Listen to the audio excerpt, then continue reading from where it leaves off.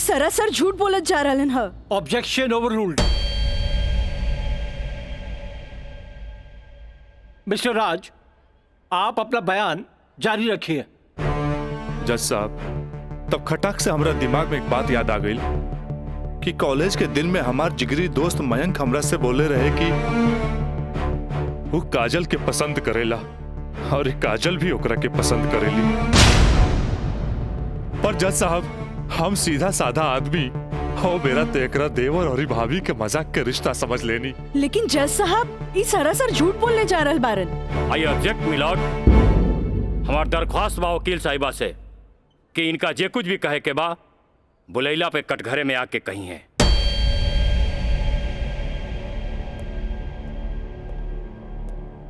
आप कंटिन्यू कर सकते हैं मिस्टर राज। जज साहब, कोई भी आदमी अपना बीवी के केहू दूसरा के बहिया में देखी तो ओकरा मन मस्तिष्क पर का गुजरी, ये आप अच्छे से समझ सकीले जज साहब। मिलॉर्ड, ई सरासर झूठ के पुलिंदा आपके सामने रखल जा रहल बा। कोर्ट के गुमराह करे की कोशिश कइल जा रहल बा। तया पानी ना कोर्ट के सही रास्ता दिखावे वाली। अरे घबराई ना, जल्दी ही रहुओ के बयान देवे के समय मिली।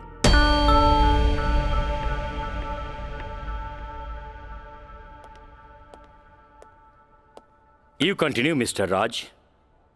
जज साहब, समय के साथ साथ हम तो अपना आप के समझा लेनी और एक बुरा सपना समझ के हम सब कुछ भूल के काजल के अपनावे खातिर भी तैयार रही। हम आज भी काजल के अपन धर्म पत्नी मानी ले, अपन धर्म पत्नी मानी ले हम काजल के। छात्रों, विवाह के लिए किसी स्त्री को विवश करना, व्यभिचारित करना या उत्प्रेरित करना सेक्शन 366 के मातहत आता है। सेक्शन 376 और 375 रेप के लिए है, जिसमें सजा के प्रावधान के बारे में हम आप सबको विस्तृत बता चुके हैं। सर, कृपया हमें 120(b) सेक्शन के बारे में बताएंगे। बैठो काजल, तुमने बहुत अच्छा याद दिलाया। अब तक आप लोग सेक्शन 362 और 361 के अपहरण से संबंधित प्रावधान के बारे में जाना। सेक्शन 120(b) भी 2 या 2 से अधिक व्यक्तियों के द्वारा कोई वैध या अवैध कार्य करने या करवाने को आपराधिक षड्यंत्र कहते हैं। ओह, टाइम इज ओवर। कल इसका विस्तृत ब्यौरा बताएंगे।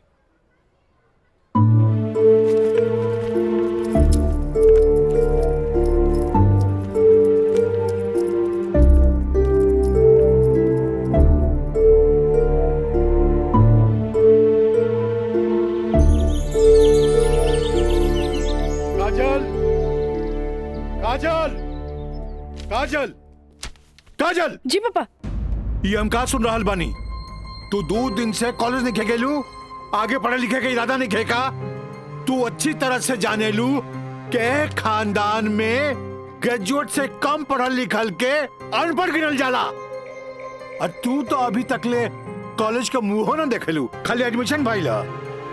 अरे हम कुछ पूछा था, हमरे बात का जवाब दो। पापा, वो कॉलेज में पढ़ाई कम और छेड़छाड़ ज्यादा होला। वाह, बड़ा अच्छा बहाना हो गई है। आजकल कॉलेज में छेड़छाड़ होके लगल है। अच्छा ये बताओ, तुहार दादी भी तक कॉलेज जात रही?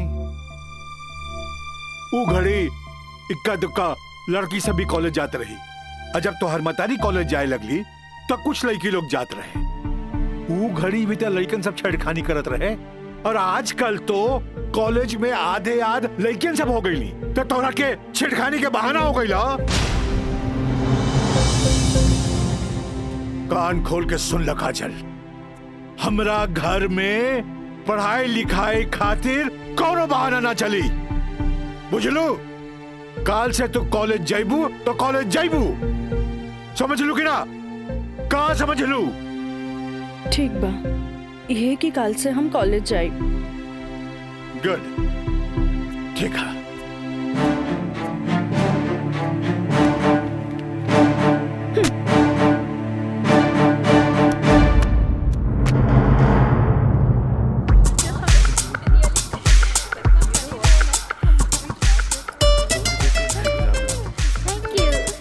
Thank you so much.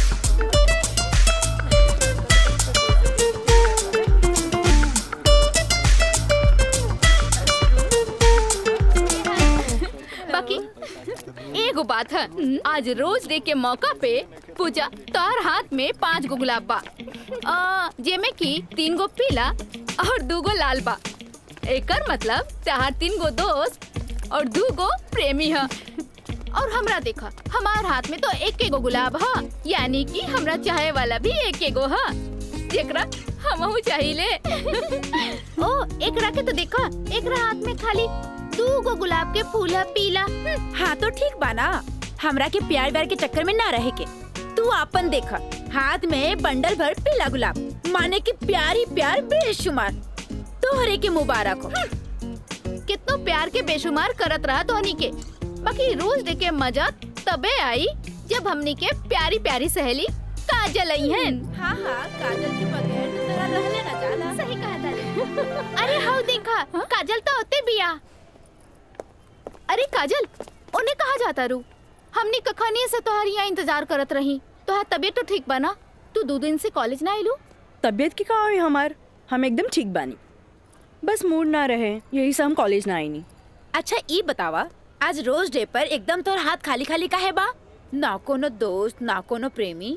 हमरा ई सब में कोनो इंटरेस्ट नहीं है। ई गुलाब के टोकरी तोरा खातिर भेजले हम। ई के भेजले हो? राज बाबू बैंक साहब कहले हैं कि लाल गुलाब के टोकरी काजल के दे आवो। देख लू तोहनी के, आज हमारी प्यारी काजल पर कितना सारा प्यार बरसल वो राज बाबू से। लेकिन हम एक बात कही काजल, ई गुलाब के जैसन मुस्कुराइया, बाकी गुलाब के जैसन बनिया मत, काहे कि ई गुलाब की खुशबू एकर फितरत है, तो मुरझाए लेकर किस्मत होला। तू ठीक कहलू प्रिया, ई राज के बच्चा के तो देखे के पड़ी। अरे देखे के पड़ी। ए भाई, मैच एकदम नजदीक आ गइल बा, बुझात नहीं खे कि हमनी के जीत पावल जाई, समझला? हे, हार के बात करे के बता जो अपना ससुर करे, ससुर के नाती पहले ही हार के बात करता।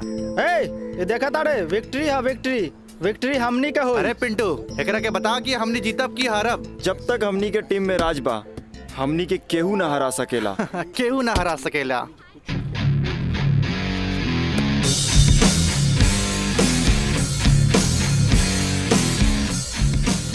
मयंक। हाँ राज। जीत केकर होई? जीत तो हार हुई और केकर हुई, जीत सिर्फ फुटबॉल में ही ना, प्यार में भी हुई। यही से 1 टुकड़ा गुलाब का फूल भिजवा दे दिया, लेकिन यार गुलाब बहुत महंगा हो गया। अरे 500 रुपया हमारे पॉकेट से लग गई। समझ गई नहीं तोर नौटंकी। ई ले 1000। पीछे से आवत बिया तोहर प्यार और हम चन्नी बाजार। हेलो काजल। हाय, एक सेकंड। चलो लोगिन फैन, मैदाने में अब देखल जाई। हाँ हाँ चला चला। राज, तोहरा हम कैसन लड़की दिखत बानी? शरीफ, अच्छी लड़की। गलत, तोहरा जैसन लड़का खातिर हम एक बहुत ही बदमाश लड़की बानी। अच्छा ई बतावा, टोकरी भर फूल भेजे के का मतलब रहे? मतलब ई की दोस्ती और ई प्यार के फूल है, एकरा मुरझाए मत दिया। ए काजल, अपना दिल में हमेशा दोस्ती और ई प्यार ला जगह बनैले रहिए। ई जन्नत में बनेला, एक एक वो बिखरे मत दिया। रिश्ता जन्नत में बनेला, बिखरे मत दिया। देखा राज, अब तक हम तोहार हर छेड़खानी के नजरअंदाज करत रही, लेकिन अब टोकरी भर गुलाब के फूल भेज के अपन अमेरिकी दोस्त जमावे लगला। तोरा पता नहीं कि हमार बाबूजी कोर्ट में पेशकार बाड़े और उनका वास्ता रात दिन गुंडा मवाली और पुलिस से होत रहेला, और ई भी जानला उ गुस्सेल भी जरूरत से ज्यादा बाड़े। वो तो हम तारा के देखते बुझ गला नहीं, वो थोड़ा सा हम तारा प्यार मोहब्बत का दिखा देनी, तू तो हमरा के गुंडा मवाली के लाइने में खड़ा कर देलू। देखा, हमरा ना चाहिए ऐसन प्यार व्यार जेकरा खातिर हम अपन सहेली के बीच में मजाक बन जाई। बड़ा खिसियाइल बिया, पट्टे वाला तो नहीं खे बुझात, पर हमरा भी तो उहे के पटावे में मजा आवेला जो ना पटे वाला होखे। पेशकार साहब। अरे मिथिलेश, बैठा बैठा। Thank you. पेशकार साहब, हाईली फाइल अगला हफ्ता के हर केस के तारीख पूरा ब्यौरा के साथ तैयार कर देनी है। वाह वाह, एगो साइंस के स्टूडेंट होके तू सिविल कोर्ट ज्वाइन केला, हमार फाइलो तैयार कर देला जी। मिथिलेश, जब से तू यहाँ पर ज्वाइन कैला हमार कुल काम आसान हो गया। एगो बात कही सर, रउआ अखिलेश आ हम मिथिलेश, राउर काम के तो डंका बजिए रहल बा। अब हमरो तो कुछ सेवा करे दी। जानी ले, एमे हमरे फायदा बा। एगो क्लर्क होके हमरा फ्री में पेशकार के अनुभव मिल रहल बा। आज ही फाइल तैयार करे में तो तोहरा पूरा दिन लग गेल होई। चला, कोनो बात ना, यहाँ से सीधे घर चले के आ खूब बढ़िया नाश्ता करेंगे। आवा। पेशकार साहब, ये हमरो कहे के रहे कि आज रउवे साथे घर चलब। अच्छा। असल में काजल के एग्जाम नजदीक बा, से उनका खातिर कुछ नोट्स तैयार कर ले बानी, जे दे भी देव। अच्छा अच्छा अच्छा, तो यही से काजल के फोन आए रहे कि आज लिट्टी चोखा बनौले बानी। मिथिलेश बाबू के भी साथे ले ले आई है। ठीक बा, चला चली।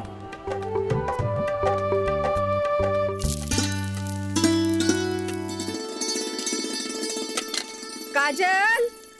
हाँ माई। बेटा तनी है बैगनवा देख तो।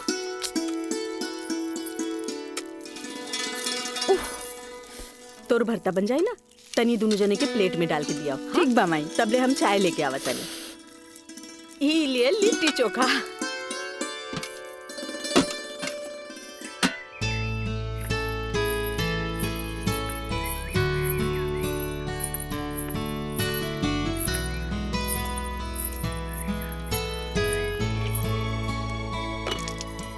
का काजल, कैसन बारू? हम ठीक बानी। नोट्स लेनी की ना? अरे कैसे ना लेती, तहरा हाथ के पंजाबियन के भी फेल करे वाला बैंगन भरता जी खाए के रहे। ठीक कहला मिथिलेश, अपने काजल के हाथ के बनावल भरता के कारण ही सगरो रिश्तेदार के आवन जावन लागल रहेला जी, वरना ये मोबाइल तो रिश्ता नाता के अलगे ही कर देला सर। जी बिल्कुल सही कहनी। काजल, हाई ला अपन नोट्स। हमार अंदाजा है कम से कम इमे से 2-3 सवाल तो जरूर आई। अरे खा भी मिथिलेश, लिट्टी ठंडा हो जात बा। अब ऐसे भी 2 दिन तक लेते ही नोट्स के हाथ लगाए वाला नहीं की, काहे कि 2 दिन के बाद फ्रेंडशिप डे जो आ रहल बा। हाँ। रउआ का समझा फ्रेंडशिप डे? दे 300 रुपया। 300 रुपया? अरे काजल के फ्रेंडशिप बैंड खरीदे के बा। है, आओ चढ़ो अपना बेटी के माथा पर। है फ्रेंडशिप डे, काहे ना कोनो बड़ी सेठ से बियाह कर ले लो। अरे करम में तो पेशकार लिखल रहे, तका करती काम आई। हमार बाबूजी की कम समझे लो, मजिस्ट्रेट तो आइला जाइला, बाकी हमार बाबूजी की तो सारा जिला जवार जानेला। का मिथिलेश बाबू? हाँ हाँ बिल्कुल ठीक कह लू। ये दोस्ती हम नहीं तोड़ेंगे, तोड़ेंगे दम मगर तेरा साथ ना छोड़ेंगे।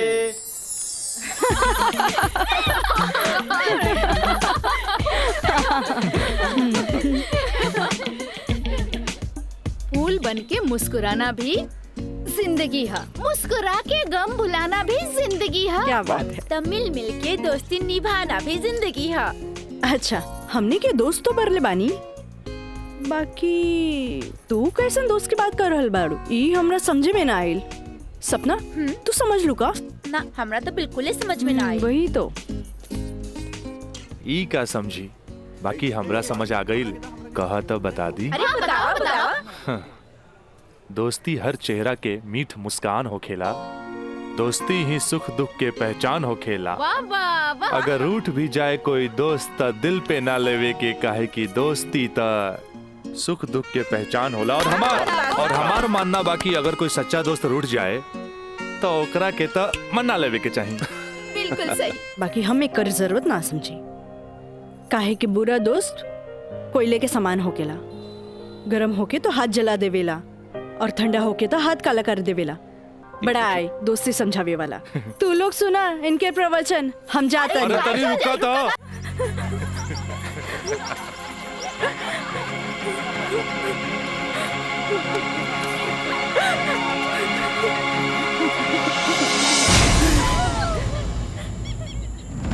ये काजल, तोरा परेशान होके के जरूरत नहीं खे। खबर भेजवैनी हा, राज आपते हुई। मे आई कमिंग सर? यस, कम इन।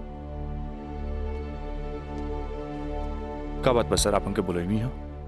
हाँ, ई का सुनतानी हम हो, तोरा जैसे स्टूडेंट के वजह से ही कॉलेज के बदनामी हो जाला। को एजुकेशन के मतलब ही ना हा कि कॉलेज में कोई लड़का लड़की के छेड़खानी करे। लेकिन सर, हम कुछ ना सुनने के चाहता नहीं। अब कोई ना कोई स्ट्रिक्ट डिसीजन हमरा लेवे के पड़ी। ठीक बा काजल, तू जा सकेलू। जी सर, थैंक यू। लेकिन सर हम ऐसा क्या कर देनी है कि काजल आपके लगे हमारी शिकायत लेके आ गई है? शुक्र मनावा कि वो हमारा पास आ गईली। अगर पुलिस के पास जईती त सीधे अरेस्ट हो जाता। बुझला, आजकल ऐसन कानून आ गइल बा कि एकरा में बेलो ना मिलेला, सीधे जेल होखेला। बाकी सर वहाँ और भी तो लड़का लेके रहले। हाँ, अरे इहे तो हम कहे के चाहत नहीं तोहरा, और भी लड़की रहे, इहे लड़की के छेड़े के का जरूरत रहे? वो पेशकार के बेटी के मामला बढ़ जाइत त का होइत? तोहर बाबूजी के हम काम मुंह दिखैती। आइंदा ख्याल रखी है, तू जा सकेला। ठीक बा सर, थैंक यू। मयंक भाई, बहुत टाइम लगिल प्रिंसिपल के यहाँ। अरे तो आबते हो ना। का बात भइल? बड़ा टाइम लागत दला। कहत रहले हाँ, ऐसन के काहे पटावेला जौन शिकायत लेके आवे, ऐसन के पटावा जौन शिकायत ना करे। तो प्रिंसिपल साहब गलत का कहत बड़ा? पता ना काजल में का देख लेले बड़ा कि वही के पीछे भागा जात बड़ा। तोहनी के ना बुझाई, हमरा ओकरे पटावे में मजा आवेला जौना के पटावल मुश्किल बा।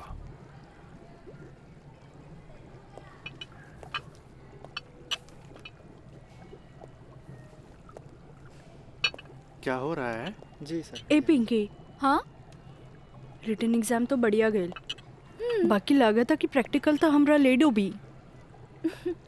हमरा तो बहुत बढ़िया बा, बस एकरा में से नापे के बा और एमे लिख लेवे के बा। अच्छा बतावा, का करी? इसमें का डाली? एकरा में ई एसिड डाला। ये? हाँ। पक्का? हाँ।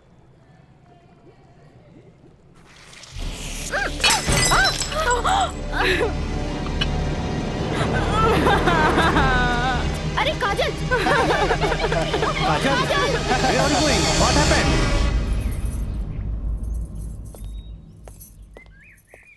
प्रणाम माँ जी। प्रणाम, बैठा। अकेले पेशकार साहब कहाँ रह गइलन? उहे बतावे के बा जे आज उनका कचहरी में देर होखी। अच्छा अच्छा। काजल के आज प्रैक्टिकल के आखिरी एग्जाम रहे, से पूछे के बा कि एग्जाम कैसन गईल। अब देखा बहले तो ऐली ना, कैसन जाए का जाए कुछ समझ में नहीं आवत। अभी औते हुई ई देखा। अरे का? अरे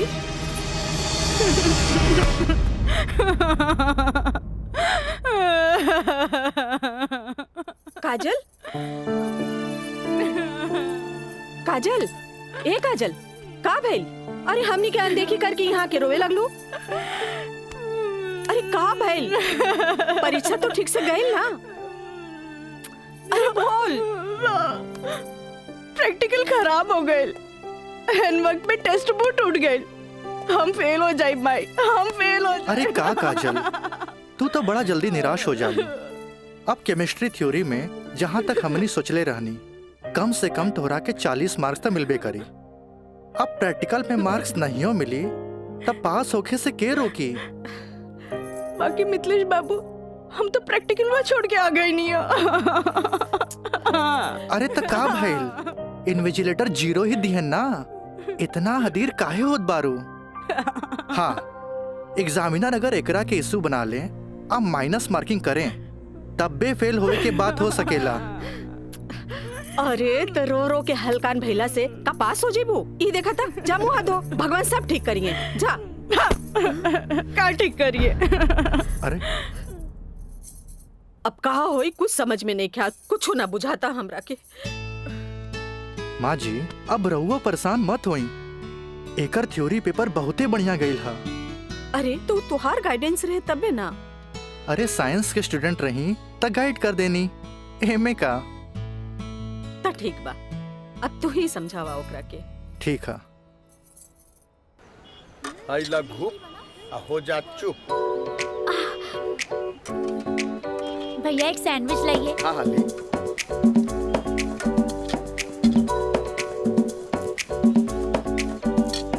मुझे भी तो दो, और तीखा बा। भैया जल्दी से दो ना, मुझे भी।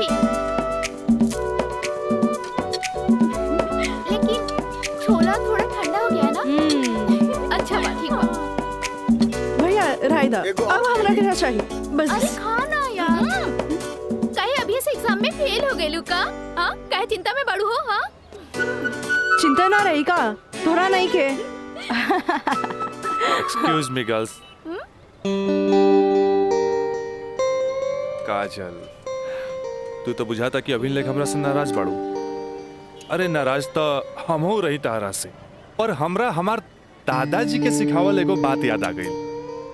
कोई भले ही बोए तोहरा ला काटा, तू बोए ओकरा ला फूल। देखा काजल, तू तो प्रिंसिपल साहब से जाके हमार शिकायत कर देलू, पर हमरा हमार दादाजी के सिखावल उ बात याद आ गई। भाई तो उनकर पोते नू, हम जकरा चाही लेनू ओकर पूरा ख्याल रखी ले, है ना? देखा है ने, और ये बात के पता तोरा बड़ा जल्दी लग जाई, बुझाइल? गर्ल्स, आप लोग के रिजल्ट आ चुकल बा। अच्छा। और ये क्लासरूम में आप लोग का रिपोर्ट कार्ड बट रहल बा। जाई? चल चल चल जल्दी चला। अरे जल्दी चला, चल। ए काजल, कांग्रेचुलेशन, आपके केमिस्ट्री के प्रैक्टिकल में 20 में 20 मार्क्स मिलल है। Mister Raj, for your kind information, हम केमिस्ट्री प्रैक्टिकल एग्जाम ही छोड़ देनी है। ऐसे अपन कांग्रेचुलेशन अपने पास रखी। हाँ। Roll number 31। यस सर।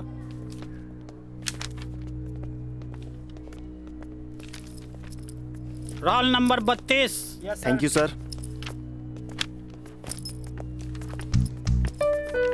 Roll number 33। यस सर। Roll number 34। यस सर। Roll number 35।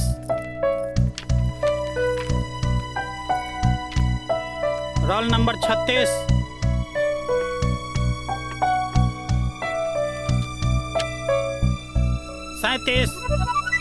Roll number 38।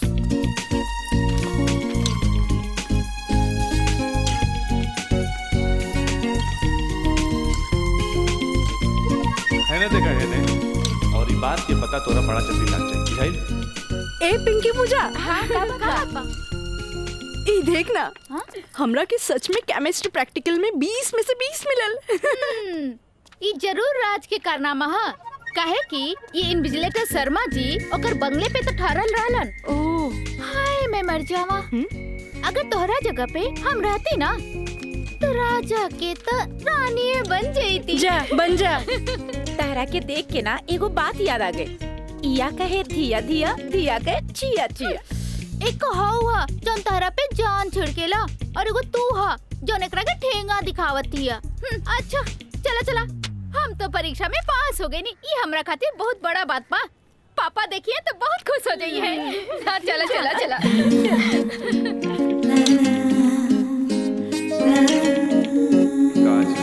दादाजी के सिखावल एगो बात याद आ गई, कोई भले ही बोई तोहरा ला काटा, तू बोई ओकरा ला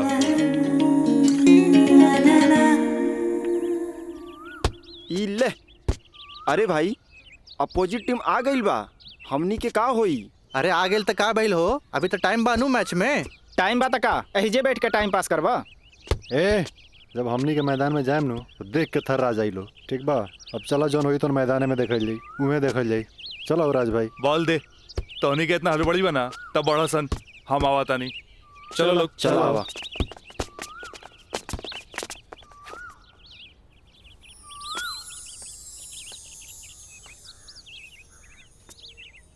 सुनो,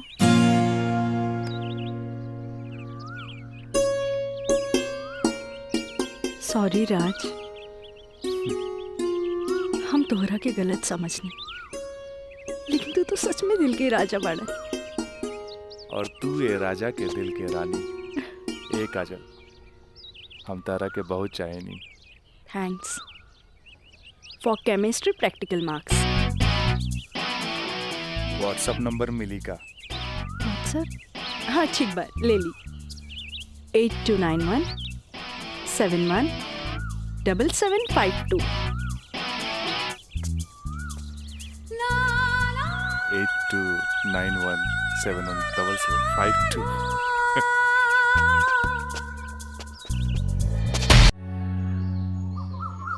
अच्छा ये बताओ यार कि तो हम लोग का प्यार, मतलब हाँ प्यार कब से चला था? काजल बताओ ना। बाय। काजल, हम दोनों एक दूसरा से प्यार करेले, फिर भी तू हमरा से दूरी बना के काहे रहेलू? राज, हम कोनो ऐसन वैसन लड़की ना है। जब तक शादी ना होखे तब तक हमनी की दूरी बनौले रखे के चाहिए। गुड, तहारी ये आदा हमरा के निक लागेला। हेने सुना? हाँ? देखा राज, तू हमार कोनो फायदा ना उठा पाई बा। एक मिनट हम आओ तनी।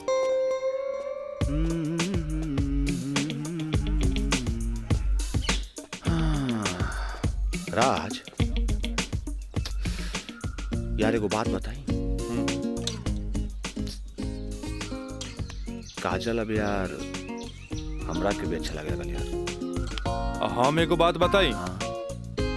तू हंसुआ के बिया में खुरपी नियन गीत मत गो। वो तोर भाभी लागी। का लागी? भाभी। चल।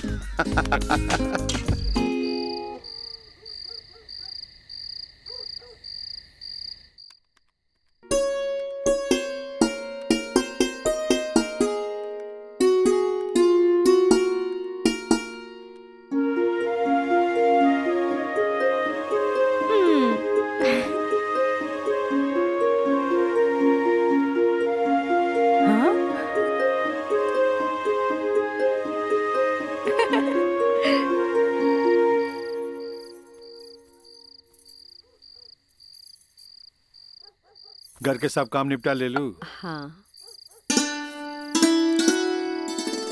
ब्लड प्रेशर के ई लोसर एज खात खात रउआ के सालन बीत गए। अरे एक बेर डॉक्टर से पूछ लेती, कहीं गोलियां तो ना चेंज करे के बा। एकर साइड इफेक्ट भी होला।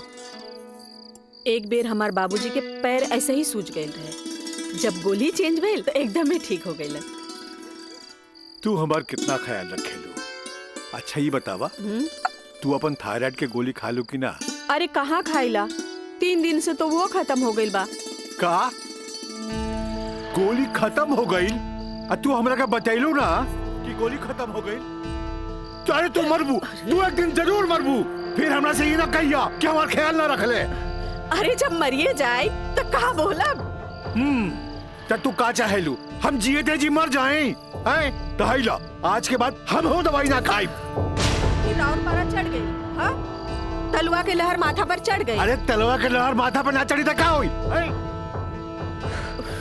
तू दवाई ना खाइबू तब बिस्तर पकड़बू। फिर घर के चूल्हा चौका घर बाहर के देखी। अरे हमरा तक कचहरी के काम से फुर्सते ना मिलेला, फिर बैठ के तुम्हारी सेवा के करी। अरे के करे कहा था सेवा मत करब मरे दे मत ले बापन कचहरी से छुट्टी। तू तो यही चाहता रू कि समाज हमरा के रनवा बन के फिरत देखत रहे। हे भगवान माफ करी हमरा के। अरे तू हमरा के माफ करा। जाई अब हमरा कोनो जुगाड़ करे के पड़ी। काजल। हाँ काजलवे के माथा चाटी।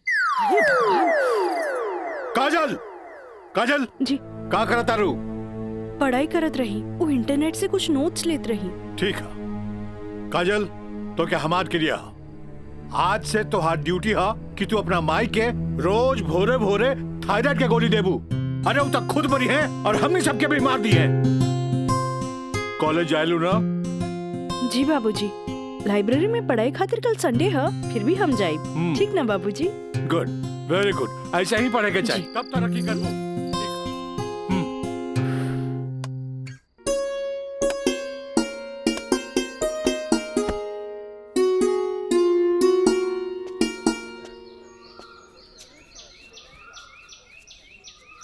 काजल। Thank you. काजल, हम दोनों एक दूसरा के बहुत चाहिए, पर जब हम हमरा फ्यूचर के बारे में सोचिले तो हम देखिले कि हमार बाप के पास बहुत दौलत बा। उनकर दौलत के संभालत संभालत हमार जिंदगी गुजर जाई। हमरा ये आम आदमी नियन नौकरी चाकरी करे के फुर्सते ना मिली। अब बस तू हमरा जिंदगी में हमार जीवन साथी बन के आ जा, तो हमार जिंदगी एकदम मजे में गुजर जाई। ए काजल, तू काहे ना अपना बाबूजी से हमरा बारे में बात करेलू? बाबूजी से? ना बाबा ना, हम ना बोल सकेनी। हमार बाबूजी बहुत गुस्सेल बाड़न। वाह भाई वाह, इकलौता बेटी भैला के बाद भी तू अपना बाबूजी से बात न करबू, काहे कि बहुत गुस्सेल बाड़े। और इकलौता बेटा भैला के बाद भी हम अपना बाबूजी से बात ना करब, काहे कि बहुत पैसा वाला बाड़े। ऐसा में तो हमनी के सपना धरल के धरल रह जाई। काजल, काहे ना हमनी के भाग के शादी कर ले जाओ? बिना बतैले भाग के शादी कैसे कर सकेनी? हाँ काजल, हफ्ता भर के तो बात रही, हमनी के भाग के कहीं भी शादी कर लेल जाए और ओकरा बाद अपना अपना बाबूजी के बता देहल जाई। सोचत का बाड़ू तारा से ऊंच कूल और धनाट घर के हई, जब तू अपना बाबूजी के बतैबू नु तो ना कर पाइए। और हमहू जब हमरा बाप के बताएब कि हम भाग के शादी कर लेले बानी, तो नाहियो चाहते हुए भी तारा के अपना बहू के रूप में अपना ली है। ए काजल, हम तारा बिना एक पल भी ना जी सकीले। ठीक बा, हम कोशिश करब। इनु भइल बात। अब छोड़ा हम बाय।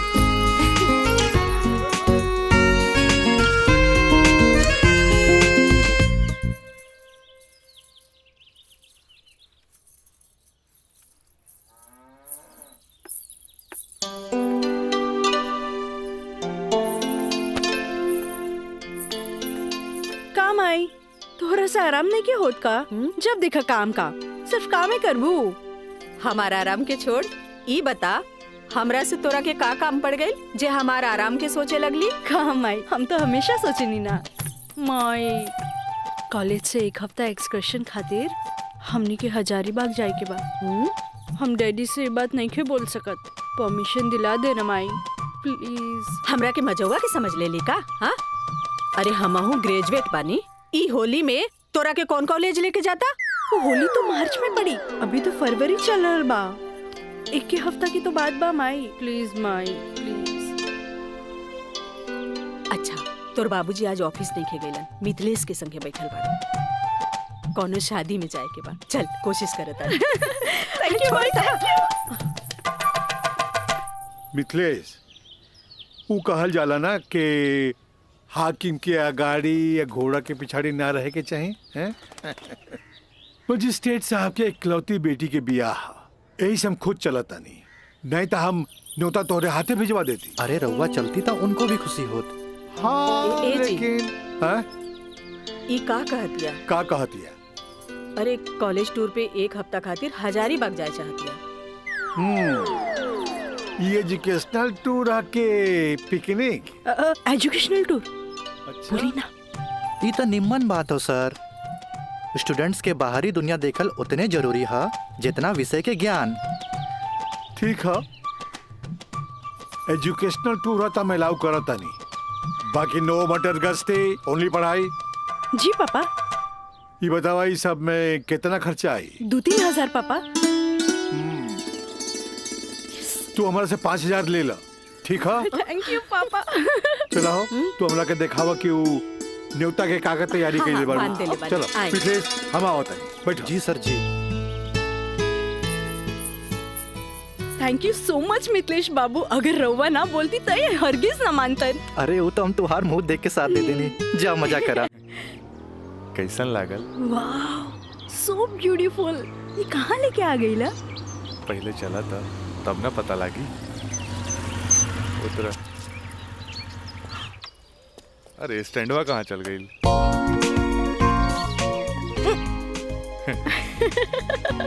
बड़ा धांसू सजेले बा। हाँ। चला चली। हाथ तो दा। कहाँ जाए के है? इधर। हाँ इधर। जगह तो बड़ा झकास बा। क्या यार राज, कब से हम तुम्हारा इंतजार करत बनी, इतना लेट कर दे तू। मयंक, राज, मयंक यहाँ? हाँ, एकरा पहले भेज देनी। इस सारा जे तामझाम बा, इस सब के अरेंजमेंट के करी। यार तो हम लोग का शादी खातिर एक विद्वान पंडित से बात कर ले बानी, और देखा तोहनी के आराम खातिर यहाँ सारा साधन सुविधा मौजूद बा। और हाँ, हनीमून खातिर स्वीट रूम भी बुक के ले बानी। और देखा अब हम निकलता नहीं, कहे कि हमारा के मंदिर जाके बा, और मंदिर जाके पूरा शादी का सामग्री लेके आके बा। बाप रे, इतना सब तैयारी। अरे शादी की करबा, हमार दोस्त राज का शादी बा। गलत बात। शादी होता हमार सपना के शहजादी काजल के राज के साथ। अच्छा देखा यार, जो तू पैसा दिला ना, सब पैसा खत्म हो गए कुल तामझाम में। ऐसा करा कि हमरा के तू 25,000 रुपया और दे दा, क्या है कि बहुत सारा काम बाकी बा अभी। पैसा के कौन बात भाई, ये ले। अगर बाबूजी अगर ये शादी करते नु तो लाख के खर्चा लाखों में चल जाई। दोस्त महिम रिश्तेदार पूरा शहर के बुलाईते। और वैसे भी तो बाबूजी जब रिसेप्शन पार्टी दी है तो जाई खर्चा बढ़ी। अच्छा हम निकल रहे हैं, बहुत सारा काम बाकी बा। ठीक बा, तू लोग आराम कर, चलो बाय बाय। बाय। तो काजल अब तक गला लगाई नु यहाँ? तो यहाँ के जाना था हमनी के। ओ Raj, I love you. I love you too. जुबान निकालिए, बंद कीजिए। ठीक है।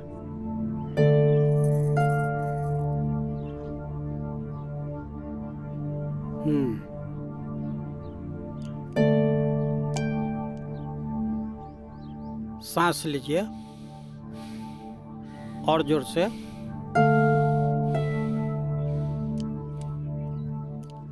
घबराए के कोई बात नहीं खे। ऊपर के बीपी थोड़ा बढ़ गई है। अच्छा। से लागता कि काम के प्रेशर ज्यादा बा। जी नया मजिस्ट्रेट आइले हाँ, से कुछ ज्यादा ही फाइल इनके हवाले कर देले हाँ। ठीक है, ठीक हो जाई। अभी आंख लगल बा, सोए दिन का के। और हाँ, पानी पियावल करी, काहे कि पानी पियला से पेशाब यानी यूरिन पास हुई तो रिलैक्स हुई है। जी जी। बाकी दवा वही चली। जी डॉक्टर साहब। जी। डॉक्टर साहब हाईली अपन फीस।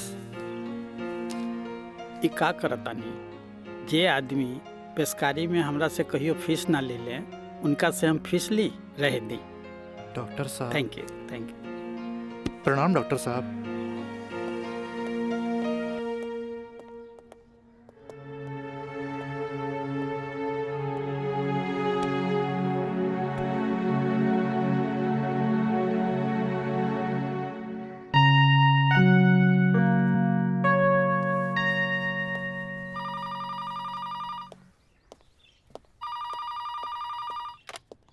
हेलो, हम काजल बोले तानी। हाँ काजल बोला, कैसन बारो? माई बाबूजी कैसन बाड़न? बाबूजी के तबीयत खराब बा। बीपी बढ़ गई हा, से सुतले बारन, उठाई का? हाँ, नहीं छोड़ दी, यहाँ सब ठीक बा। आप कैसन बानी? हाँ हम तो ठीक बानी। माई के बुलाई का? ना, रहे दी, आके हम सरप्राइज दे। Okay bye. Okay bye. केकर फोन रहे? काजल के। अच्छा। वहाँ के ठीक बारी। अच्छा। खोज खबर लेत रही। अच्छा माँ जी, हम चलत तानी, सांझ के फिर से आ जाए। ठीक बा।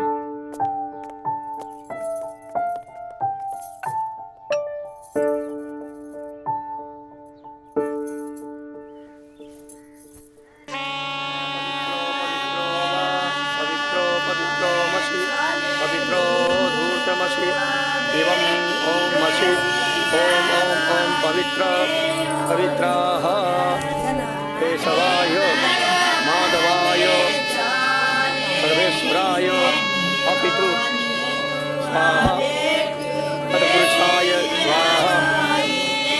ओम नमः स्वदन्ताय सहस्राक्षाय सहस्रपदे पूर्वशे पवित्रमशे सर्वभूतमशे चन्द्रमशे ओमाय ओम ओम ओम ओम बुधाय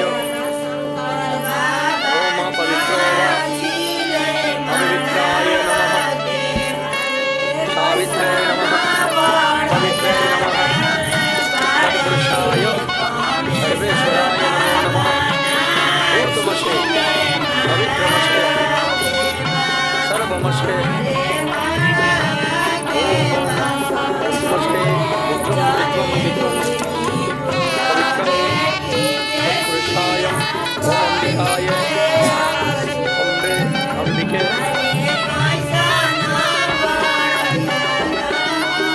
राजलाय राजाय नमो नमो नमो नमो विवाह संपन्ना भवतु।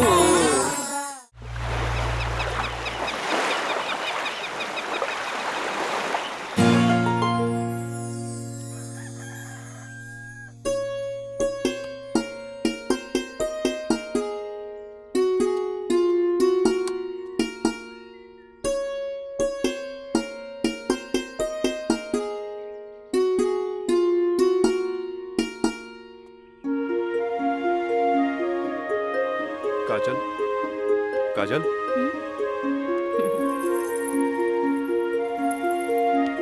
Good morning. Good morning. उठे के मन तो हमरो ना करत रहे, पर खाली सुतल रहला से जिंदगी ना नु चली। चाय ले लो, गर्मा गर्म चाय। मयंक अपने हाथ से बनेले बन। ए ओ कुछ ना, सिर्फ भाभी खातिर और ई गर्मा गर्म चाय। काजल, इस शादी ब्याह में कुछ ज्यादा खर्चा हो गई। हमरा घरे जाए के पड़ी। वो कहा कि अपने बाप से कुछ पैसा भी ले ले और उनका के इस शादी ब्याह के बारे में बता के पटा भी ले। आखिर तेहरा के ले जाके उनका आशीर्वाद भी तो दिलावे के बा। लेकिन तबले हम कहाँ रहब? अरे यहाँ रहबू, तहारी देवर बानू मयंक। हाँ? का मयंक, भाभी के ख्याल रखबे ना? बिल्कुल बिल्कुल ख्याल रखब। ये ले पैसा। अरे और वाह। यहाँ के सब बिल उल चुका दिए। बिल्कुल भाभी, टेंशन ले लेगा, कोनो जरूरत नहीं के। हम बगल वाला कमरा में बाड़ी।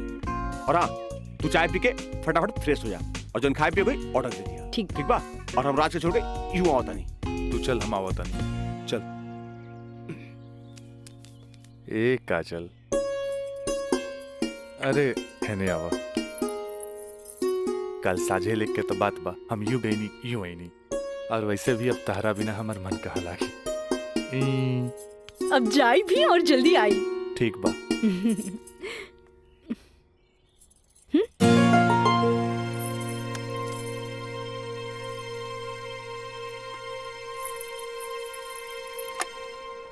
हेलो, हाँ। अरे देख रही हो कि मैं ऑफिस में हूँ, कितना काम पड़ा है, कितनी फाइलें पड़ी हैं, और तुम हो कि ये ले आइएगा वो ले आइएगा। हद कर दिया तुमने यार। मैं कम इन सर? कम इन। अखिलेश बाबू कैसन बाड़न? जी बीपी तो कंट्रोल में है, बुखार के वजह से थोड़ा कमजोरी आ गई है। यही से शुक्रवार तक की छुट्टी की अर्जी दे ले हैं। कोनो बात नहीं के, दिन रात काम करे वाला आदमी के अरे थोड़ा बहुत आराम तो चाहिए ना। जी कह दिया ऑफिस के चिंता न करे जी। जब वो ठीक हो जावे तबे ऑफिस आवे। ला एकरा के फाइल में लगवा दे। थैंक यू सर।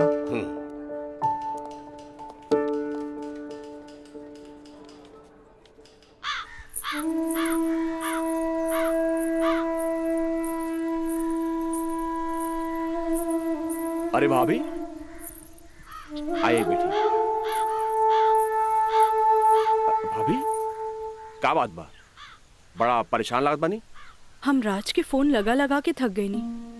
कभी डेड टोन मिले था तो कभी आउट ऑफ कवरेज एरिया। तोरा पास उनकर कोनो लैंडलाइन नंबर बा? ना भाभी, और हम उनका दूर नंबर पे फोन लगा के थाक के हार के बैठ गई। हैरानी की बात तो ये बाकी कि गईला के बाद ना कोनो खबर, ना कोनो कॉल, ना कोनो मैसेज। भाभी तू टेंशन मत ले, हम अपने को दोस्त के भेजले बानी और जैसे ही खबर मिला था सबसे पहले हम तोरा के बताई। ठीक बा, हम अपन कमरे में बानी। अरे भाभी घबराए कोनो बात नहीं की, हम बानी ना।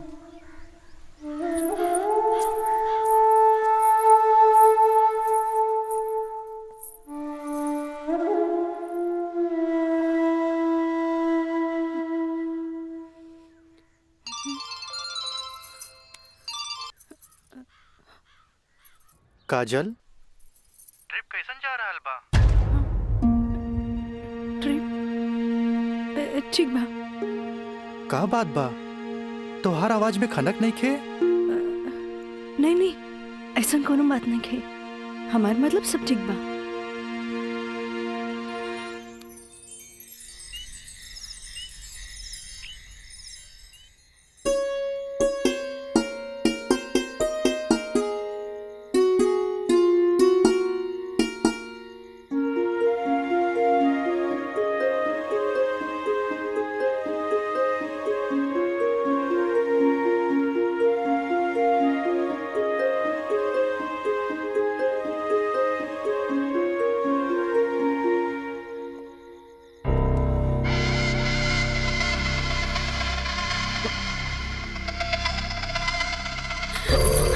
देवर जी, मयंक, ये क्या बदतमीजी है? चल जाइए यहाँ से, वरना राज के बता दे।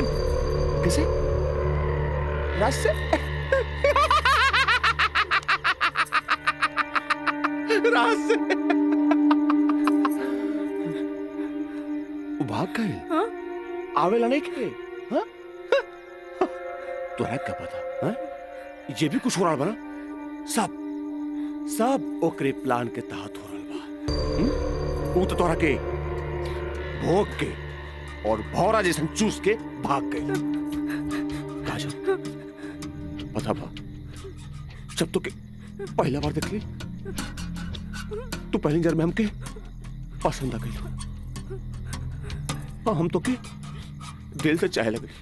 काजल, आज दिल से चाहे लगी। तुझे कहा तारा कौन सच बा?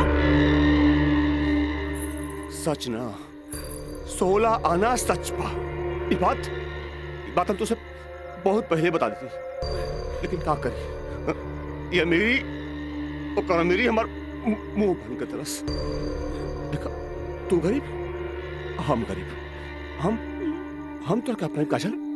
हाँ, हमसे ब्याह कर ला, हम तो क्या अपने, हम तो क्या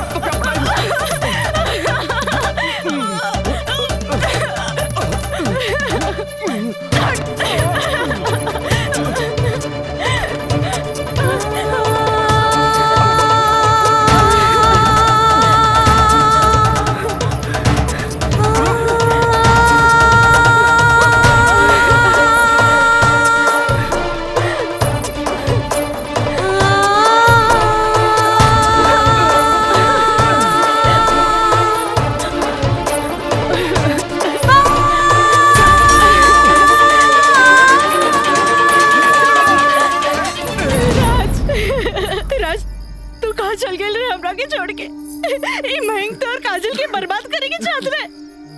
तू बोलत काहे नहीं कि राज बोली ना। हम जहाँ भी गए रही तोरा का मतलब बा? और ये मयंक वैसे भी तोरा सारा के सारा सच्चाई बता देले होई। ये हमार बदला है काजल, बदला। प्रिंसिपल से शिकायत करके ते हमरा के पुलिस और कानून के धमकी तो दिला देले रहलिस, पर अब ब्याहता बन के सुहागरात बनेले बाड़ी। एक के छेड़खानी और रेप के नाम तो नानू दे सकेली। भाभी देख ले लो, हम कितना गला फाड़ फाड़ के चिल्लाता ली, गला फाड़ फाड़ के चिल्लाता ली। भाभी हमसे ब्याह कर ला, हम तो जिंदगी भर साथ निभाए, लेकिन ना तोहार तो खोपड़िया में औते ना रहल। देख देख ला। ठीक है ही तो कहा था ही। हाँ एक चल तू मयंक से बियाह कर ले, ऐसे भी एकरा हमार जूठन खाए की आदत बा। तू अब बस हमारे को जूठन बारू, जूठन जूठन।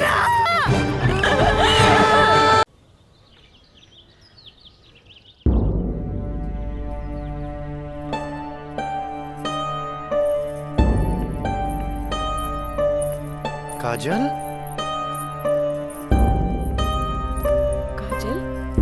का भइल मई बाबूजी के?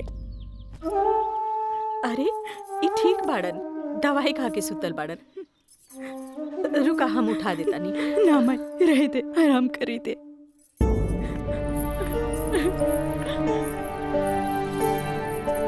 काजल का भइल सर? सर का भइल?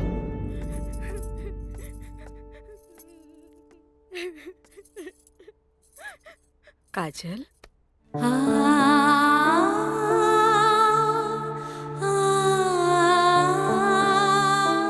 अरे इतना रोवे की कोनो जरूरत नहीं है बेटी। तोर बाबूजी ठीक बाड़न। अरे वो तो बुखार के कारण ब्लड प्रेशर बढ़ गई रहे। इतना परेशान मत हो, इतना परेशान मत हो। माई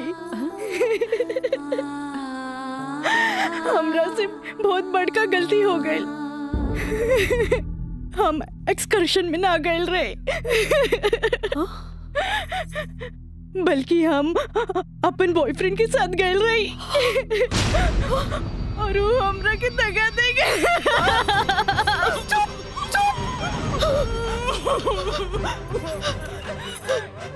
सच सच बता, सच सच बता। का भाई तू ठीक तो बाड़ी ना? तू ठीक तो बाड़ी ना? हम ठीक तो ना बानी माई। माई तू हमरा के एक वचन दे कि तू हमरा से दोबारा कुछ ना पूछबे। जो भाई बहुत गलत भाई, बाकी हम अपने आप के ठीक कर ले माई, अपने आप। काजल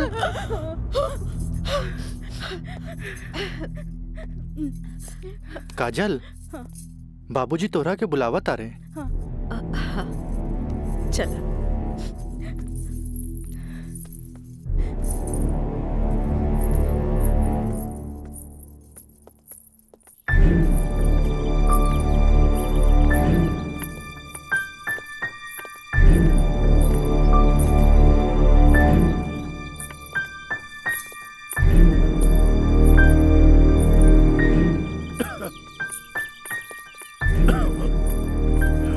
प्रणाम बाबूजी। अब तबीयत कैसन बा? आ गइलू बेटा? ठीक है बा। तू बतावा तो ट्रिप कैसन रहा, और अब आगे पढ़े के का प्लान बा बेटा?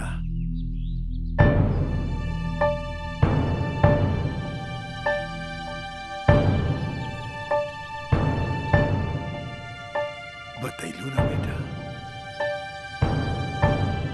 पापा हम वो साइंस ना पढ़ के लॉ पढ़े के चाहता नहीं। तो ओकरा में का बात है बेटा? विषय कोनो खराब ना होखेला, पर जरूरत है तो ओकरा में अच्छा करे के। अगर तू लॉ ज्वाइन करे के चाहता रहो तो लॉ ज्वाइन कर ला।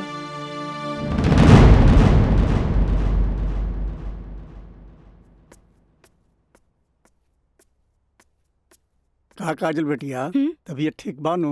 क्लास कब के खत्म हो गई? तू बैठल वारू बंद करे के रहे। हाँ काका, रूम लॉक कर दी। हम तो बस ऐसे ही बैठ गए रही। अच्छा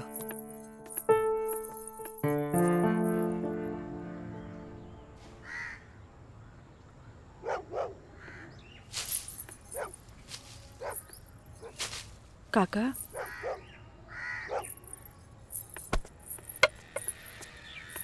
अरे बिटिया तू फेर आ गेलू?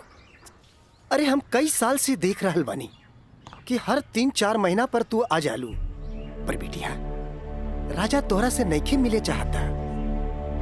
वो बड़ लोग हवन, उनकर जिंदगी में तारा जैसी लड़की की कीमत चाय के कुर्बा के बराबर हा जे पी के फेंक देवला। काका तोहरा का लागता कि हमें को फिकल कुर्बा है? नहीं बिटिया नहीं, ऐसे बात नहीं की जे हम देखिला से बताईनी। बिटिया हम उनकर घर के नमक खैले बानी, फिर भी जब जब तू आयलू हम उनका बताईनी। पर राजा बाबू है कि एक कान से सुने ना और चल जालन। पर बिटिया हम वहां के नौकर हैं, फिर भी अगर हम तारा काम आ जाई ना तो हम अपना एक बहुत खुश नसीब समझब। काहे कि तू जब जब आवे लुनु हमारा देखल नहीं जाला बिटिया। काका अब की बार उनसे कह दियो कि काजल आखिरी बार आयल रहे, एगो घड़ा रहे जेकर पानी ऊपर तक भर गई।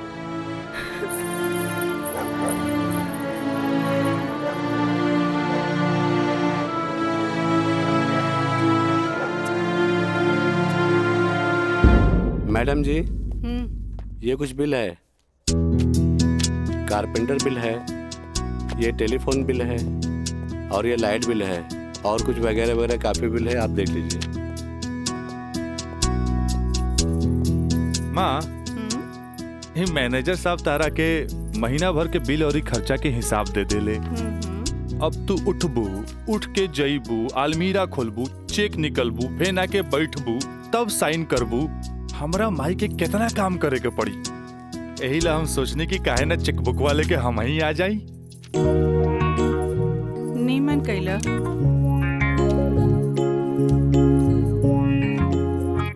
अच्छा तो तू एम्मा अपन 50,000 का चेक पहले से भर ले बाड़ा, तभी तो हम समझे कि माई के इतना मस्का काहे के।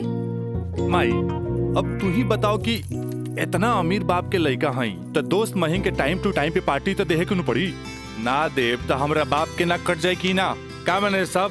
बिल्कुल राजा बाबू। जी ले अपन बाप का ना कोच कर। इनू भाई हमरा दुनिया के सबसे बेस्ट माई वाला बात। Love you Mai. मैनेजर साहब। जी मैडम। इस सब रसीद आप एक साथ पूरा बिल कह के हमरा के दें, हम एक एक गो चेक काट देते हैं। जी मैडम। ठीक है जी मैडम। हमरा ई बात के बहुत खुशी बा कि रवा लोग हमार ग्लोबल कंपनी में इन्वेस्टमेंट करे के चाहता नहीं। ये हमरा खातिर बड़ खुशी के बात बा। बाकी हमरा भी कुछ देखे के चाहिए ना कि हम दिन दुगना रात चौगुना करके रवा लोग के पैसा लौटा दे ताकि मार्केट में हमार साख बनल रहे। Of course. Excuse me gentleman. बाबूजी हाँ आप हमरा से वादा कैले रहनी कि आप हमरा नया कार किन के देब। अब हम खटारा हम ना चलाएं, बुझाइल नू। I want new car. Okay Yes, Raja is right. I am witness. Okay, I will buy car for you. Thank you sir. हम चला तनी बाबूजी। तो ठीक बा, रवे कार खरीदा दे। बाकी राउर कार की खर्चा कंपनी के इन्वेस्टमेंट पे दिखावल जाई। Okay, thanks. जेपी साहब आपका बेटा तो हीरो लगता है। आखिर बेटा के करा हमरे नु। अरे यही तो उम्र में ऐश करे के।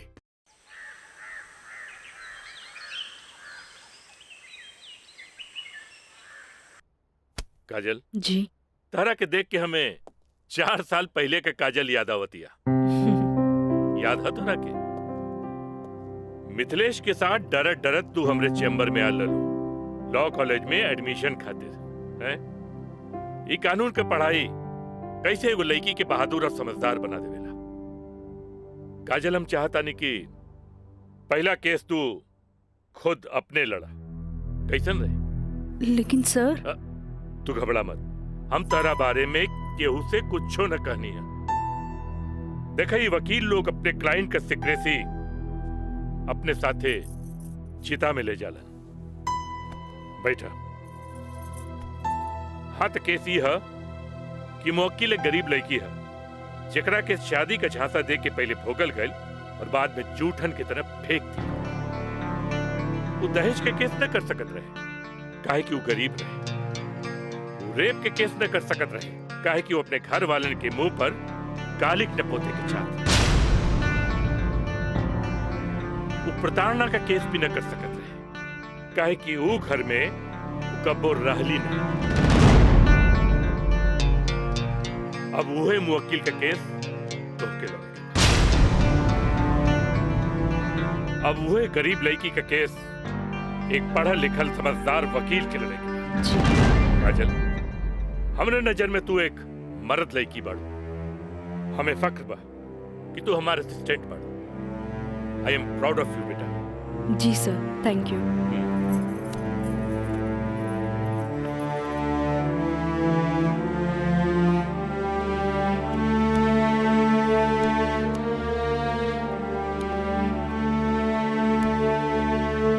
बाबूजी, लड़की हर मोड़ पे डरत रहेली। अकेले होके तो सुनसान से डर, भीड़ में होके तो लोगन के डर, जब हवा उड़े तो दुपट्टा उड़े के डर, केहू घुरे तो ओकरा आग के डर, बचपन में माई बाप के डर, बड़ होके तो भाई से डर। सिर्फ डरत रहेली, तब तक डरत रहेली जब तक ओकरा जीवन साथी न मिल जाए। और हमार जीवन साथी तो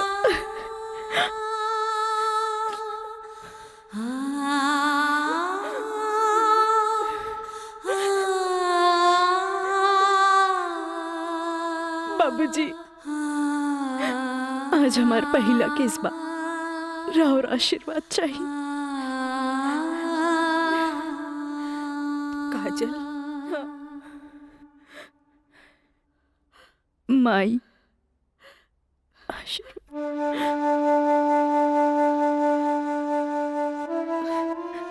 तोरा के वचन तो हम दे चुकल बानी, कुछ ना पूछेंगे। बाकी जौन काम में तू लगल बाड़ा, हमारा आशीर्वाद बा तोरा के कामयाबी हासिल हो। चल।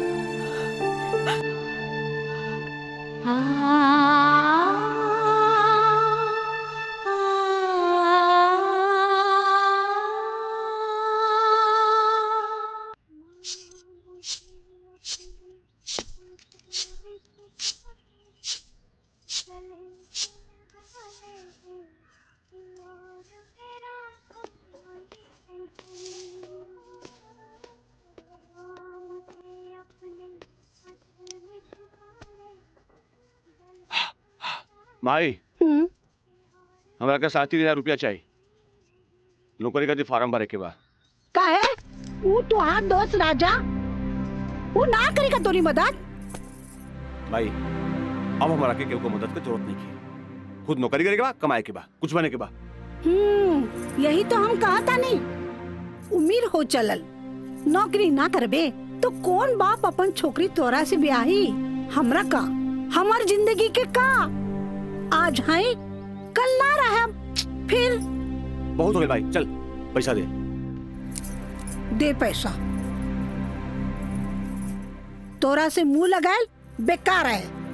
पैसा पैसा पैसा। हाँ हाँ दे। देता नहीं।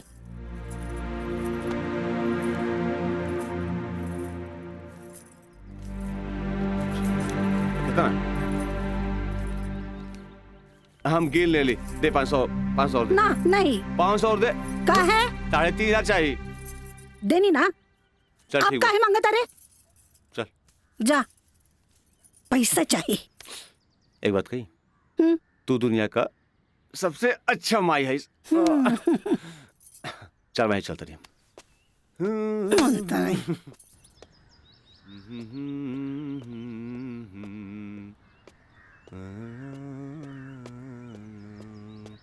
मयंक, काजल, तू इतना दिन बाद यहाँ? हमरा तोरा से कुछ बात करे के बा। चलो कर बेटा। यहाँ ना, चलो कॉफी डे में बैठल जाए। Coffee day? अरे सोचा मत, हम पियाई कॉफी तोरा। चल ठीक। चलो।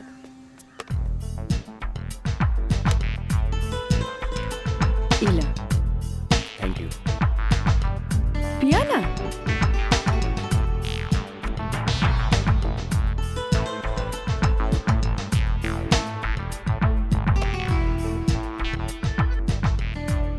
काजल, आज तोरा के यहाँ देख के बहुत अच्छा लगा था। और एक बार बताई, पिछले 4 साल में कौनो ऐसा दिन ना गुजरल, कौनो ऐसा पल ना गुजरल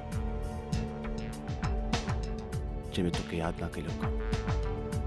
अच्छा कुछ छोड़ा, ये बताओ कि आज हमार कैसे याद आई? पहले हम अपन अतीत से लड़त रही, लेकिन अब हमरा लागता कि हमें सेटल हो जाए के चाहिए। बाकी तो ही बा कि के अपना ही हमरा के। अगर तुके प्रॉब्लम ना होके तो हम तो है के अपना ही। लेकिन हम गरीब हैं। अरे तो हम कौन अमीर बानी? हम तो गरीब बानी। हम और तू चाहिए तो अमीर हो सकत हैं। वो कैसे? हमार साथ दे के। जिंदगी भर साथ दे। ऐसे ना, प्रॉमिस करा। प्रॉमिस। चला। चला। हाँ।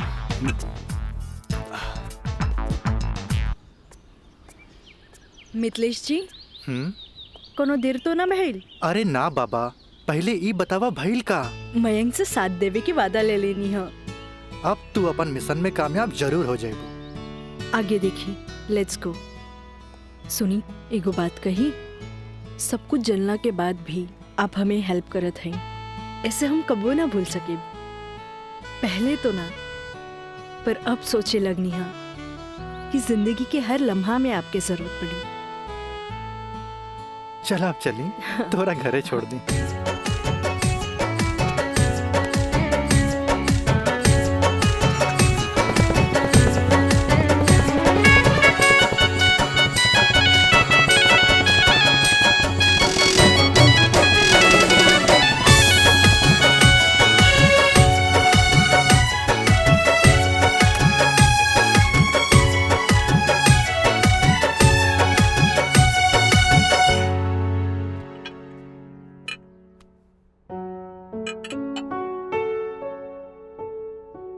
सुनी, एगो बात कही, सब कुछ जलना के बाद भी आप हमें हेल्प करत हैं, ऐसे हम कबो ना भूल सके। पहले तो ना, पर अब सोचे लगनी है कि जिंदगी के हर लम्हा में आपके जरूरत पड़ी।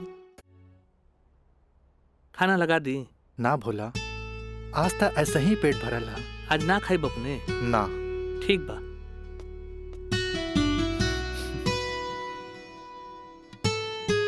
मैं पंडित देवी दत्त शर्मा। का कहनी है? देवी दत्त शर्मा।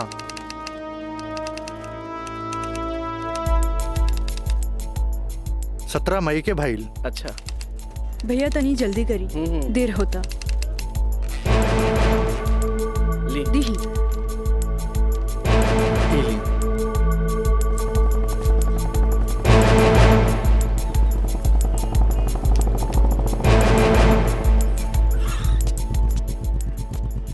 आ गए नहीं टाइप करा के? जी।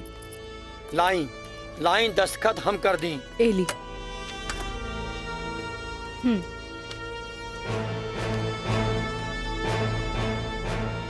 जय गणेश। ई कामता हो गई। अब बैंक के दस्तखत लेवे के पड़ी। वो आप हमरा पे छोड़ दी, वो हम ले ले। ठीक है।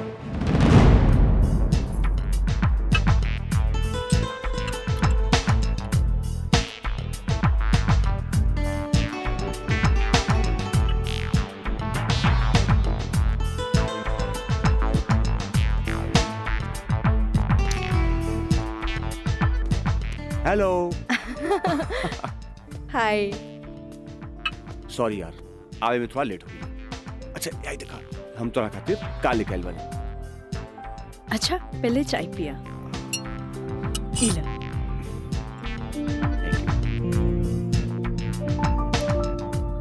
अंगूठी?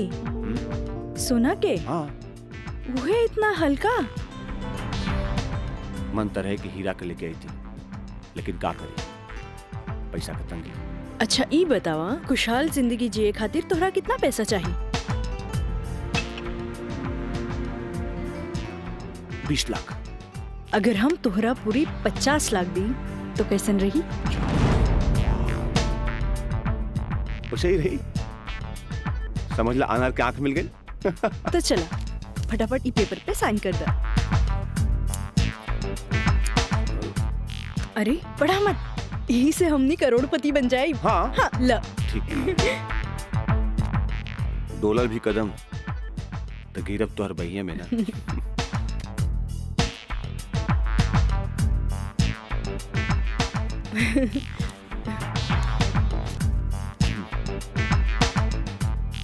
आज से हमनी का नया जिंदगी का शुरुआत। रोमांटिक रोमांटिक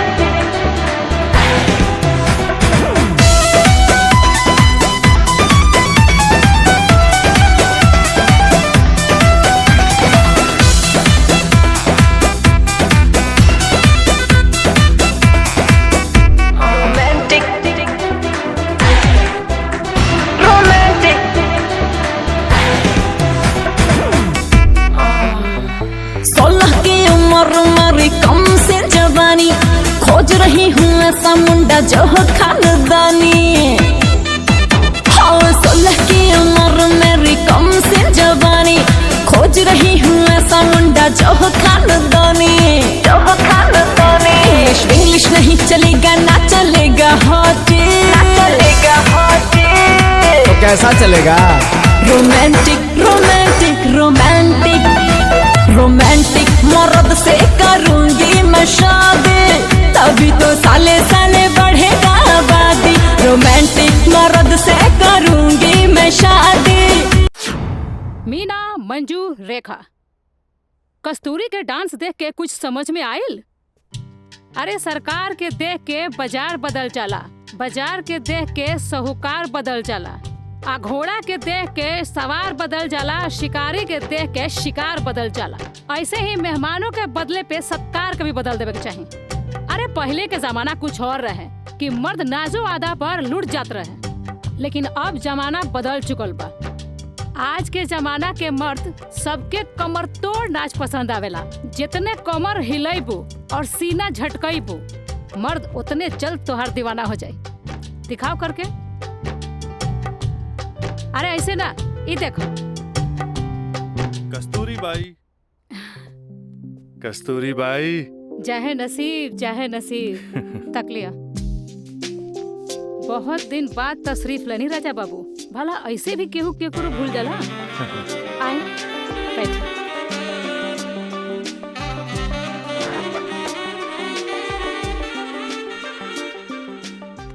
ना कस्तूरी बाई, हम भुलाइल नहीं की।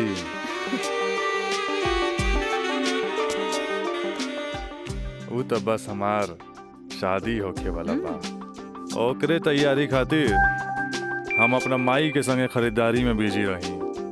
फुर्सत पाते तहरा लगे आ गई नहीं। अच्छा एगो बात बतावा, कौनो बेहतरीन डांसर बा हमरा बियाह में नाचे खातिर? बानो एगो नया परिंदा बा। हाँ। मंजू, राजा बाबू का उहाँ ले जा जहाँ आज निराली का प्रोग्राम होता। आई जाए।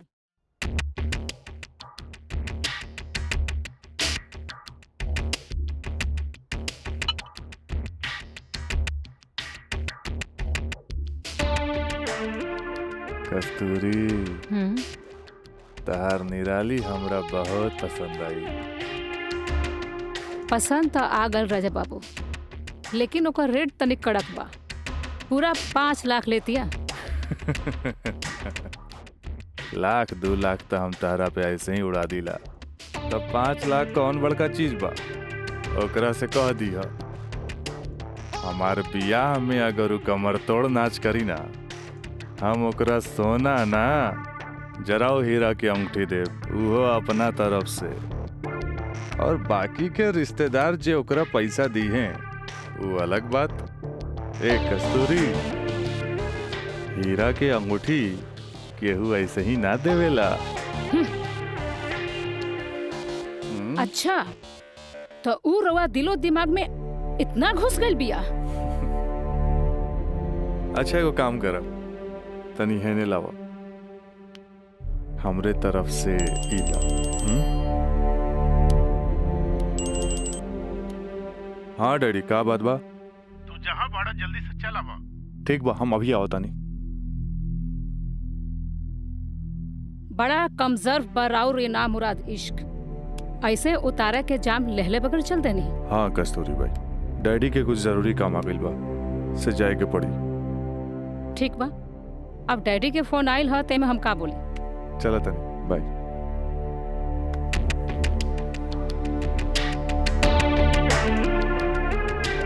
हीरा के अंगूठी तो दे गई, लेकिन तेरा दिल में गड़ल निराली के तीर निकाले के पड़ी।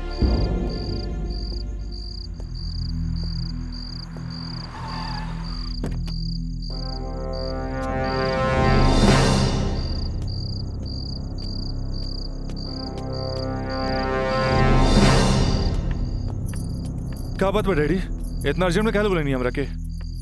राजा, हाई हम का देखा तानी? कौन लेकी बिया काजल? अपना मुंह में करखा लगावे खातिर ओकरा से बियाह कर लेला और फिर ओकरा वही छोड़ के भागीला। अब वो अपना हक मांगतिया। बाबूजी, हम ऐसा कौनो लड़की के नहीं जानत। ए माई देखा था इसको कैसे झूठा इल्जाम लगाओ तारे हमरा ऊपर ही। राउर का दिमाग खराब हो गई बा। अरे जे हमरे लड़किया के ऊपर लांछन लगावत बानी। हमार दिमाग नहीं के खराब भाई, हाई देखा हाई कोर्ट से नोटिस आइल बा। भगवाने बचावा घर के, लगा था कि जगदम्बिका पाल के नाक कटिए के रही। केस नंबर 5078, काजल सिन्हा वल्द स्वर्गीय अखिलेश प्रसाद सिन्हा व राजा सिंह वल्द जगदम्बिका सिंह।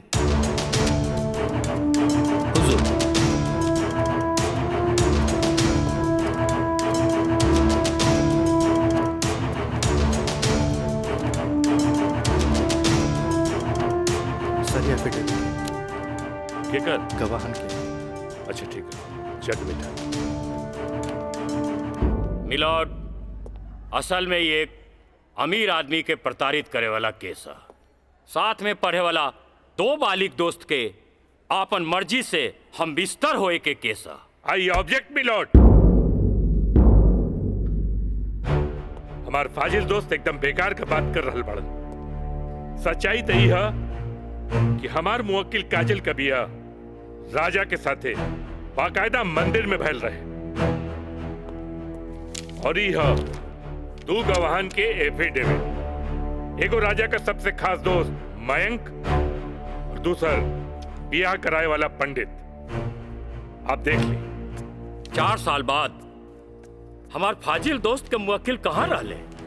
सच्चाई तो ई बा जज साहब कि हमार मुवक्किल राजा के शादी रोक के रुपया ऐठे के एगो षड्यंत्र बा, षड्यंत्र। शादी?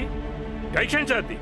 अरे राजा का शादी तो पहले ही हो चुकल बा। अगर दोबारा शादी भइल ना तो तोहार मुवक्किल जेल जाई, जेल। बस जज साहब बस, हमू इनका से यही पूछा तानी कि आखिर ये किस्सा 4 साल बाद ही काहे उठावल गई, बताई? हम बतावा तानी जज साहब।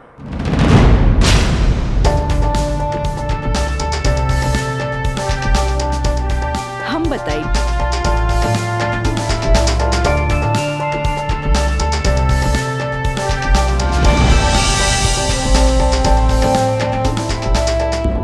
मिलॉर्ड, हम चाहे कि ये केस हम खुद लड़ी। ई रहल हमार बार ऑफ अटॉर्नी के रजिस्ट्रेशन।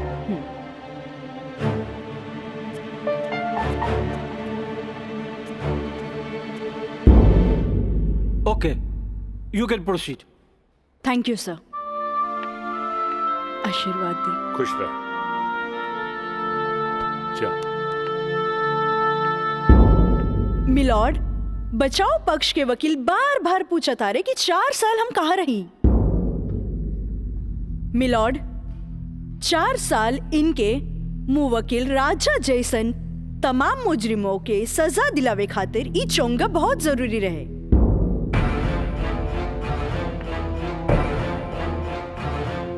मिस्टर हैदर काज़मी साहब, अब समझ में आयल कि 4 साल हम कहाँ रही। कि और डिटेल बतावे के पड़ी। तो मिलॉर्ड, हम केस के स्टडी खातिर हमरा के कुछ समय चाहिए। हाँ, कोर्ट इंस्ट्रक्ट करती है कि राजा की शादी रोक दी जाए जब तक कोर्ट का फैसला ना हो जाए। बचाव पक्ष के वकील की रिक्वेस्ट पर यह कोर्ट मुअत्तिल की जाती है।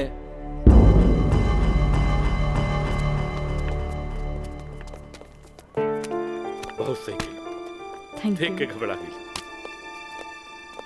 तुरंत चल गया। बहुत अच्छा। ए वकील साहब, कोर्ट से समय काहे ले लेनी हो? तका करती तू हमरा के बतेबो ना कैला कि लड़की खुद वकील बिया। अरे तय से आपके का फर्क पड़ी? तू का समझबा कि हमरा का फर्क पड़ी? वो लड़की के आईपीसी आदि कानून के सब धारा मालूम हुई।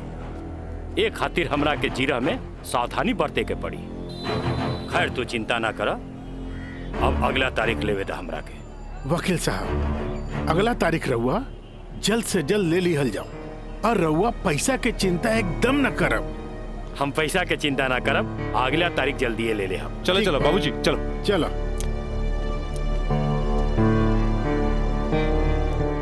हेलो, हाँ, अब फिक्र करे के बात नहीं के। अरे तहार काम हो जाई, हम समझ गए नहीं, एकदम में समझ गए नहीं। हाँ,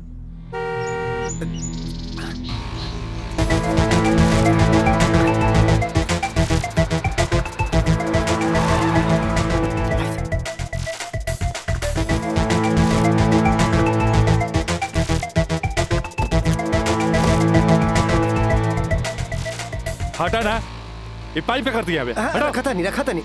हाँ।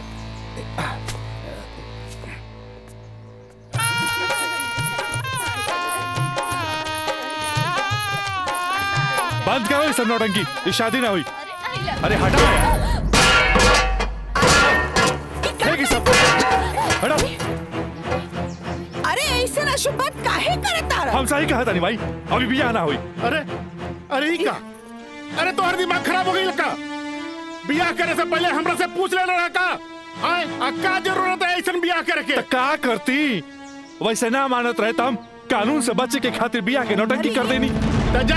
जाके ओकरा बुला करके घर लिया बा। अरे बाबूजी, अगर ऐसा ला के खड़ा कहीं नू तो ऐसा कितना पतों से तारी घर भर जाई बुझाइल। तो फिर का करबा तू? अब हम देखे हमरा का करे के बा। बहुत हो गई, बहुत हो गई। हड़ा हड़ा सब। देखा देख रहलू ना तू? एकर दिमाग चल गई बा।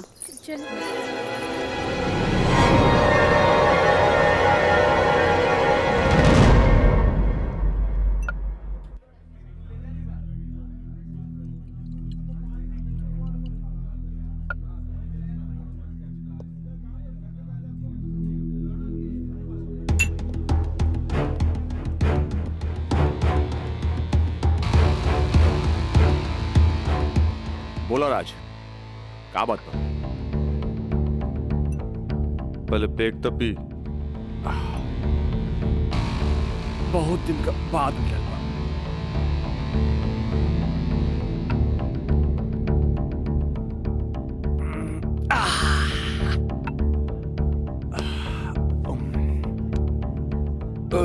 अब बतावा क्या बात बा?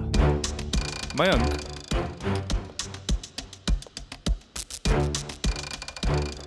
भाई तोरा अपन बयान बदले के पड़ी। एफिडेविट के बाद भी? दोस्ती खातिर।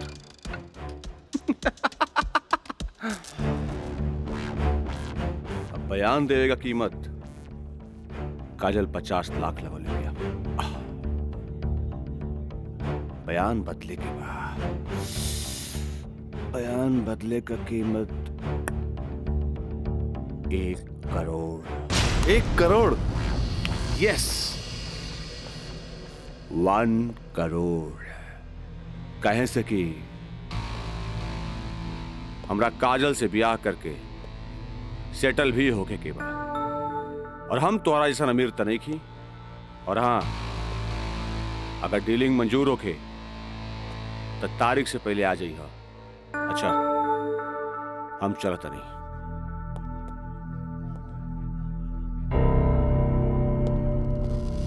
हमार बिल्ली हमरे से म्याऊं।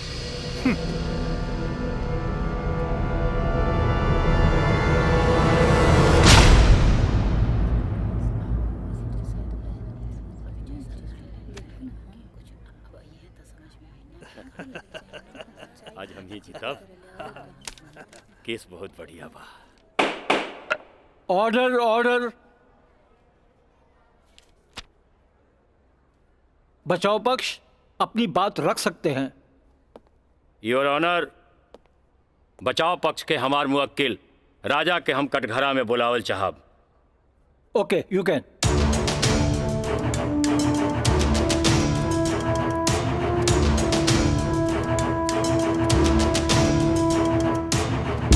हम गीता पे हाथ रख के कसम खाता नहीं, जे भी कहब सच कहब, सच के सिवा कुछ न कहब।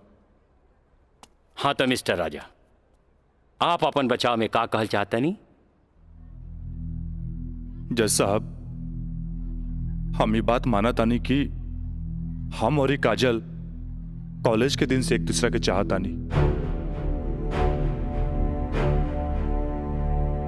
अपना अपना मर्जी से हम दोनों भाग के शादी भी मंदिर में कर लेनी। होटल के बिल और ही शादी के खर्चा कुछ ज्यादा हो गए रहे, यही से हमरा घर वापस आए के पड़ल। पर जज साहब, हमार इरादा बिल्कुल नेक रहे। हम सोचनी कि हम घर वापस आके अपना पिताजी से कुछ पैसा भी ले लहब और उनका के शादी के बारे में कुछ सच्चाई भी बता दे। जज साहब, हम बिल्कुल निश्चिंत रहे कि काजल के देख रेख ला वहां हमार जिगरी दोस्त मयंक तो बढ़ले बा।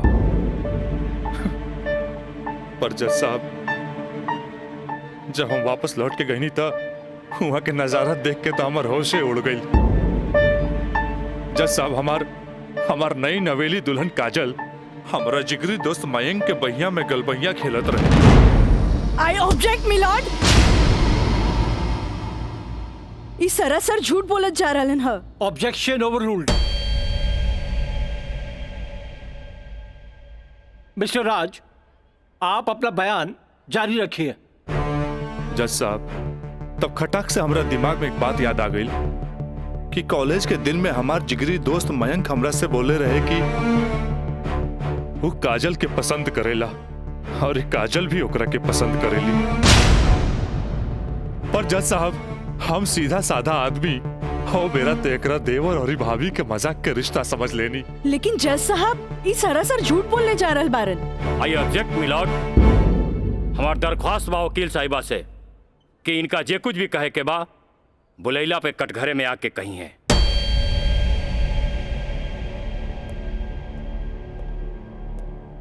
आप कंटिन्यू कर सकते हैं मिस्टर राज।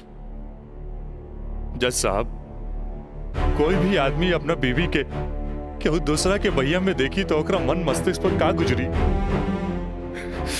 ये आप अच्छे से समझ सकीले जज साहब।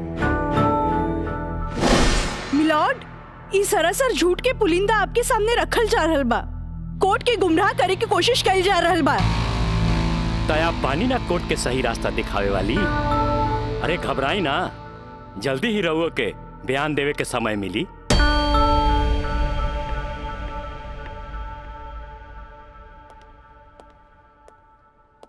यू कंटिन्यू मिस्टर राज। जज साहब, समय के साथ साथ हम तो अपना आप के समझा लेनी और एक बुरा सपना समझ के हम सब कुछ भूल के काजल के अपनावे खातिर भी तैयार रही। हम आज भी काजल के अपन धर्म पत्नी मानी ले, अपन धर्म पत्नी मानी ले हम काजल के। That's all my Lord.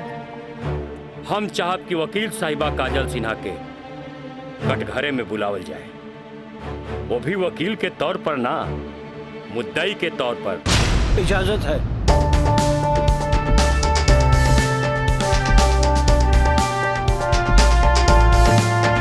जाइए आप बैठिए। हाँ तो काजल सिन्हा जी, हम चाहब कि आपन प्रेम कहानी अपने ही जुबान से बयां करी। जज साहब, ये बात सच है कि हम राज से प्रेम करे लगनी।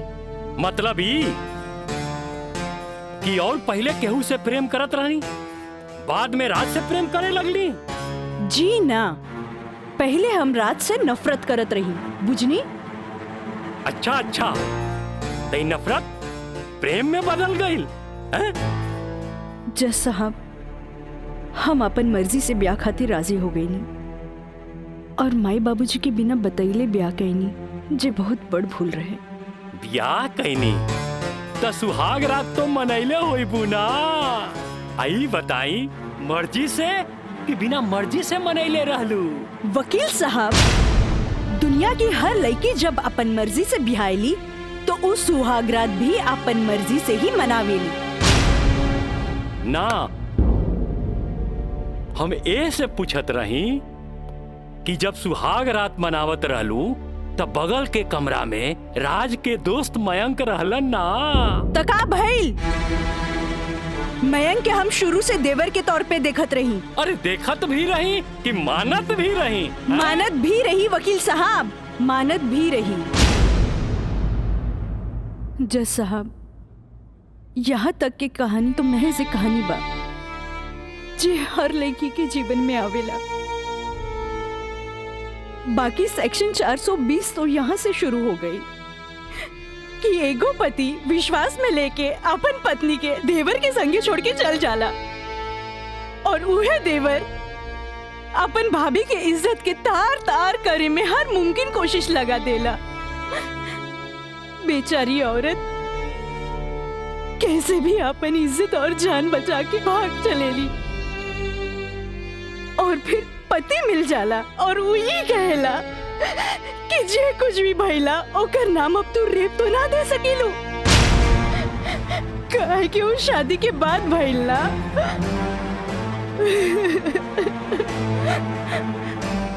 और रहल बात शादी के, तो तू सो कॉल देवर से कर सकेलू, काहे के ओकरा हमार झूठन खाए के आदत है। जज साहब, हमार सगरो अरमान चूर चूर कर दिहल गइल। हमरा कुछ समझ में ना आइल, आखिर हम करी तो का करी। हम परिवार से मजबूर हो गए नी जज साहब, हमरा झुट्टन बना देल गइल। हम झुट्टन हो गई नी, हम झुट्टन हो गई।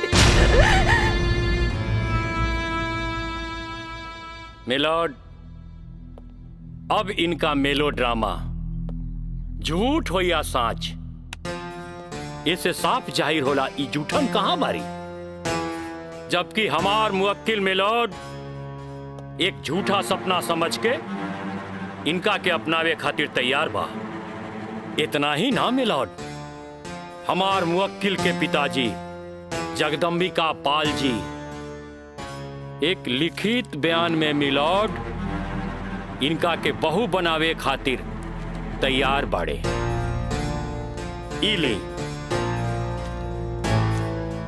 काजल, जबकि राज, उसके परिवार और यहाँ तक कि उसके पिता भी तुम्हें एक्सेप्ट करने के लिए राजी है, फिर तुम्हें क्या प्रॉब्लम है?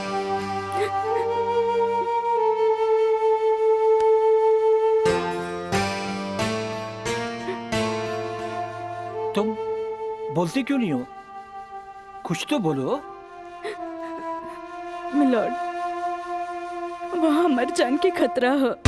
वाह मिलॉर्ड वाह, जौन परिवार के जिला जवान में रिस्पेक्ट बा, जौन परिवार पर आज तक कोनो क्रिमिनल केस नहीं थे, आ वो परिवार के साथ इनकर जान के खतरा बा। Now picture is very clear milord. जज साहब, हम वकील साहब से ई पूछे के चाहतनी, जब इनकर मुवक्किल और उनकर पूरा परिवार वो लड़की के एक्सेप्ट करे के रेडी बा, तब उनकर घर में दूसर शादी की तैयारी काहे चलत रहे?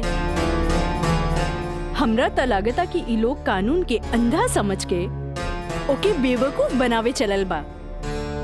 आज के लिए कोर्ट मुअत्तल की जाती है। The court is adjourned for further dates.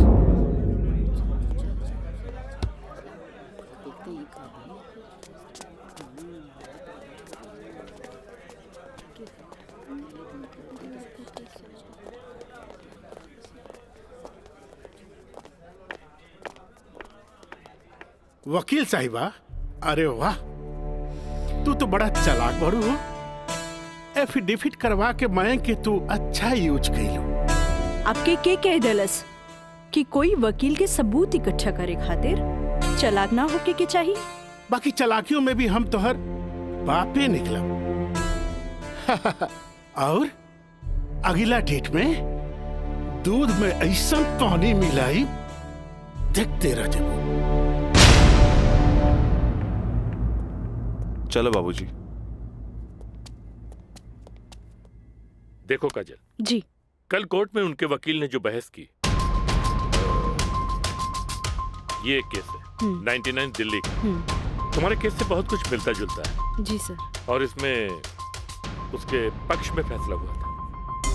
मैं इसको अंडरलाइन कर दे रहा हूँ। ओके। हाँ। तो ये पॉइंट जो है, ये पॉइंट ध्यान से पढ़ लेना। जी सर। और कल तुम्हारी बहस में ज्यादातर ये बातें होनी चाहिए। ओके। समझ गई ना मिथिलेश? जी। थोड़ा ध्यान रखना, ये सारे पॉइंट्स इसके दिमाग में बैठ जाने चाहिए, क्योंकि सारी बहस इसी पर होनी है। जी। कल की बहस बहुत इंपॉर्टेंट है। जी सर। ये बुक ले जाओ, अच्छी तरह से इसकी स्टडी कर लेना। जी सर। ठीक है, जाओ बेटा। Thank you sir. God bless.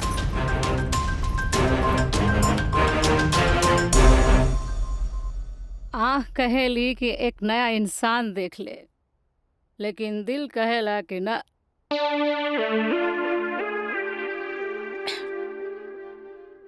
कि वह शख्स एक दिन लौट के जरूर आए।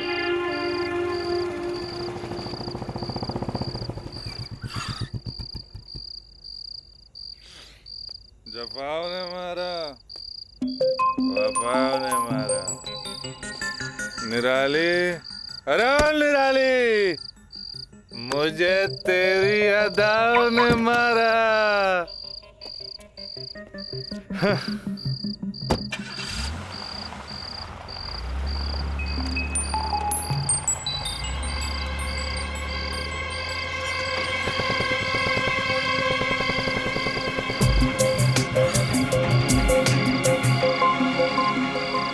राज यहाँ प्रोस्टिट्यूट एरिया में?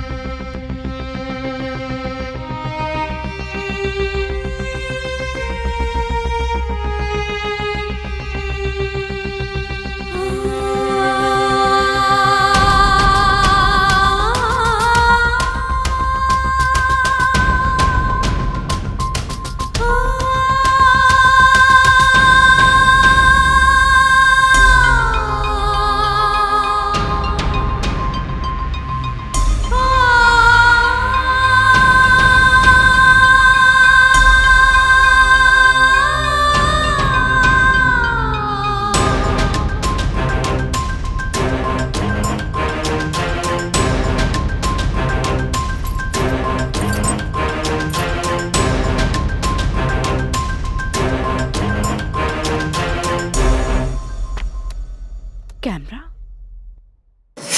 अब जाए भी और जल्दी आई। ठीक बात।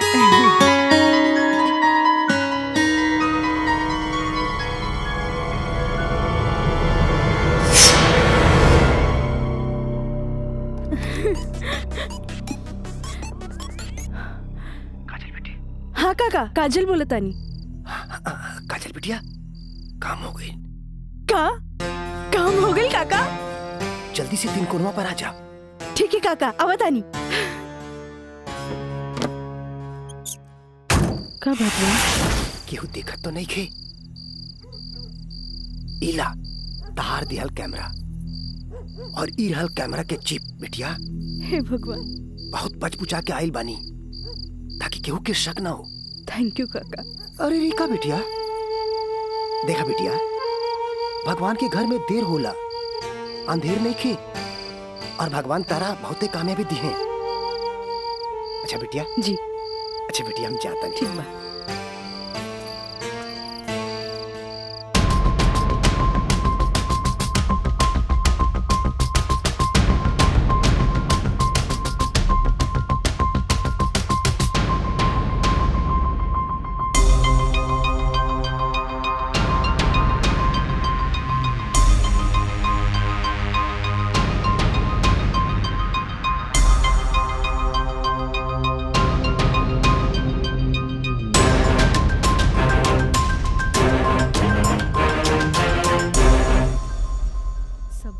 दे देनी हाँ। बाकी सर आ गए।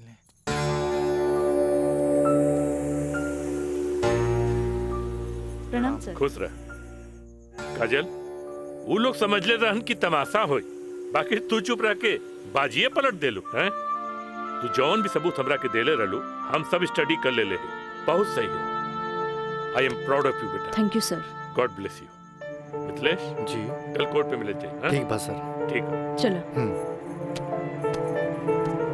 प्रणाम सर।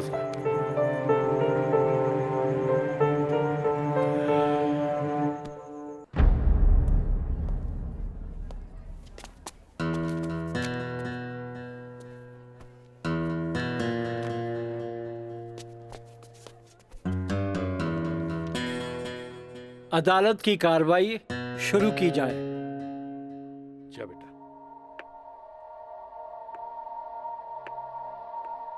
मिलॉर्ड, असल में ई केस एगो अय्याश अमीर आदमी के अय्याशी के केस है।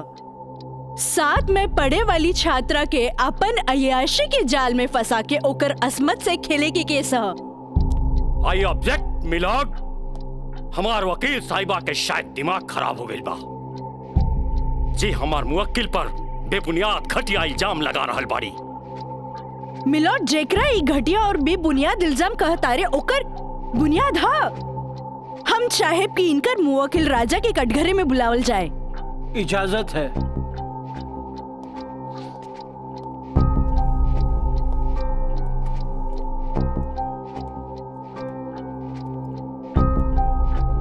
जज साहब, ई उहे आदमी है जे लड़की के चाय के कुर्बा समझेला, जेके पिया और फेंक द। इनकर अयाशी के सबूत के तौर पर हम अपन एगो गवाह पेश करे के चाहतानी। इजाजत है। Thank you.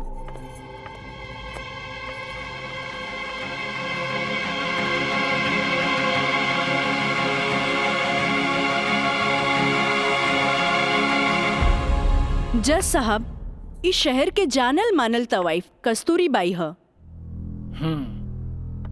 हाँ तो कस्तूरी बाई, ई जे सामने कटघरा में खड़ा बाड़न, का आप इनकरा के पहचाने ली? अरे इनकरा के कैसे ना पहचाने? ई तो हमार पुराना ग्राहक राजा हवन। Good, thank you. अब जा सकेनी। हाँ तो जज साहब। I object my lord. हमार वकील साहिबा हमार पर्सनल क्लाइंट के केस के रुख के बदलल चाहता रही। आखिर केस के ई बात से का वास्ता? वास्ता हाँ जज साहब, वास्ता हाँ। जॉन परिवार के रिस्पेक्ट के गुणगान हमार वकील साहब करत आ रहल बारन, वो परिवार के एक लौता बेटा के चरित्र से वास्ता कैसे ना रही? बताइए जज साहब। अब हम अपन अगला गवाह राजा के कॉलेज के प्रिंसिपल एनके गॉड के पेश करे के चाहता नहीं। इजाजत है। Thank you. प्रिंसिपल श्री एनके गौड़ हाजिर हो।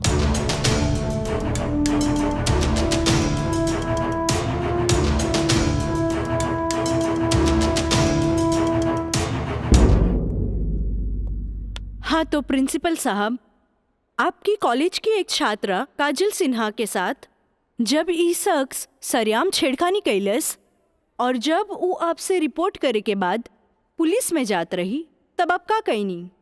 हम ओकरा के पुलिस में जाए से रोकनी और राज के हिदायत देनी कि आपन आदत से वो बाज आवे, काहे कि हम ना चाहत रही कि रसूखदार परिवार पर कोई आँच आवे। Thank you. नोट किया जाए मिलॉर्ड। रसूखदार सुनल गई ना जज साहब, हमार वकील साहब के हिसाब से जॉन परिवार पे एक भी क्रिमिनल केस ना हुई भी तो कैसे। खैर, अब हम सबूत के तौर पर रसूखदार परिवार के एक लौता बेटा के जिगरी दोस्त मिस्टर मयंक के पेश करे के चाहता नहीं। इजाजत है। गवाह मयंक हाजिर हो।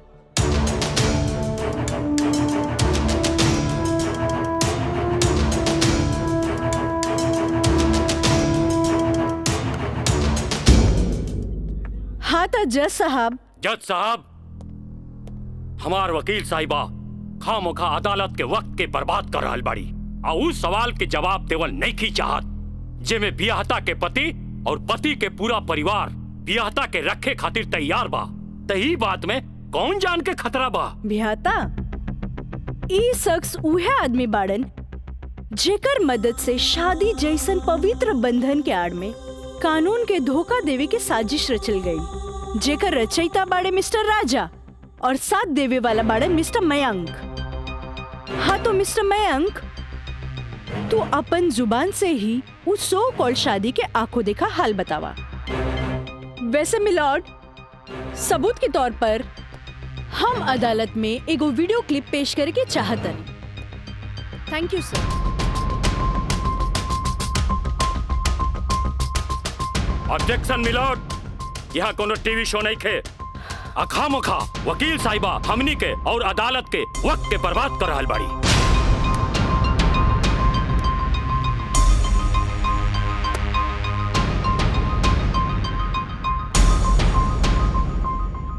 जज साहब, वीडियो क्लिप में साफ दिख रहल बा कि दुल्हा दुल्हन के दाएं बाएं ना बल्कि आमने सामने बैठाल गईल ह, जे हिंदू रीति रिवाज से बिल्कुल गलत बा। और ऐसे नहीं से भइल काहे कि पंडित से शादी ना करावल गई, एक बहरूपिया से पंडित के रूप धरावल गई। आप यही क्लिप के साथ पंडित के बयान खुद से देख ली। जज साहब, हम रेलवे कर्मचारी हैं। रुपया के लालच हमरा के नकली पंडित बने पर मजबूर कर देलस। जज साहब, हम एक गरीब आदमी बानी और पैसा का लालच बड़े बड़े लोगन के अच्छा और बुरा समझे का शक्ति के छीन लेला। हम तो एक गरीब आदमी बानी। दोस्त के कहला पर हम एगो भलता आदमी के पुजारी बना के इन लोग का ब्याह करवा देली। आखिर हम भी क्या करती। जज साहब, काजल की खूबसूरती का हम दीवाना हो गई और काजल के पावे खातिर हम समाज और कानून के हर सीमा के भी लांग गईली। हाँ तो जज साहब, हमार दूसरा वीडियो क्लिप देखी जे ई साबित कर दी कि धारा 420 से शुरू हो करके धारा 376, 375, 362, 361, 120B के उ लड़की के साथ अंजाम दिल गल बा। और जज साहब, लगे हाथ हमार दूसरा वीडियो क्लिप भी देख ली प्लीज।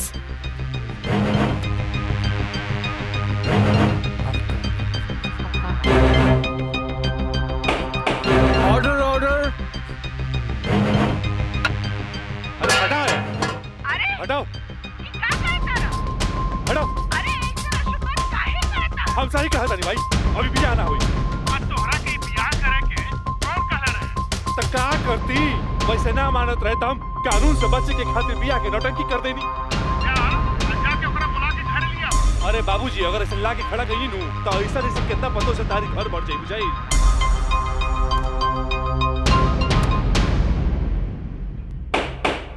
Order order.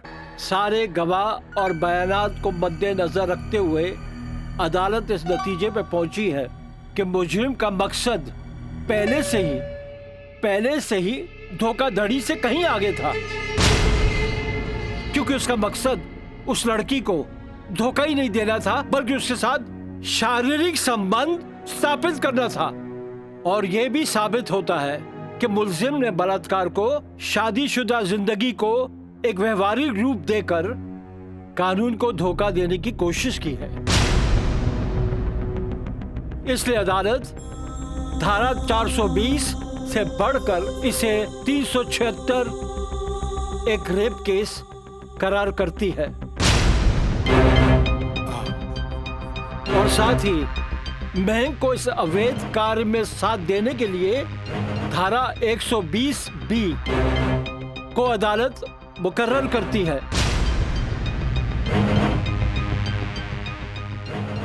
धारा 376 के तहत मुलजिम राजा सिंह को 9 साल एवं उसके साथी मयंक को धारा 120 बी के तहत 4 साल बामुशक्कत कारावास की सजा देती है और पंडित देवी दत्त को नौकरी से बर्खास्तगी के साथ आईपीसी 34 एवं 120 बी के तहत 2 साल की सश्रम कारावास देती है और अदालत जगदम्बिका पाल सिंह जैसे हर अमीर बाप को यह हिदायत देती है कि पुत्र के मुंह से उनके उल्टे सीधे कारनामों में बेटों का साथ न दे। और इन्हीं फैसलों के साथ अदालत आज बर्खास्त की जाती है। Thank you.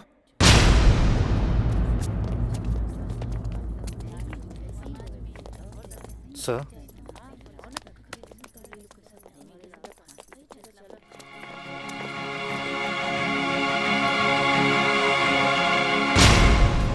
ए बेटा, हम तोरा बिना हम कैसे जियब रे?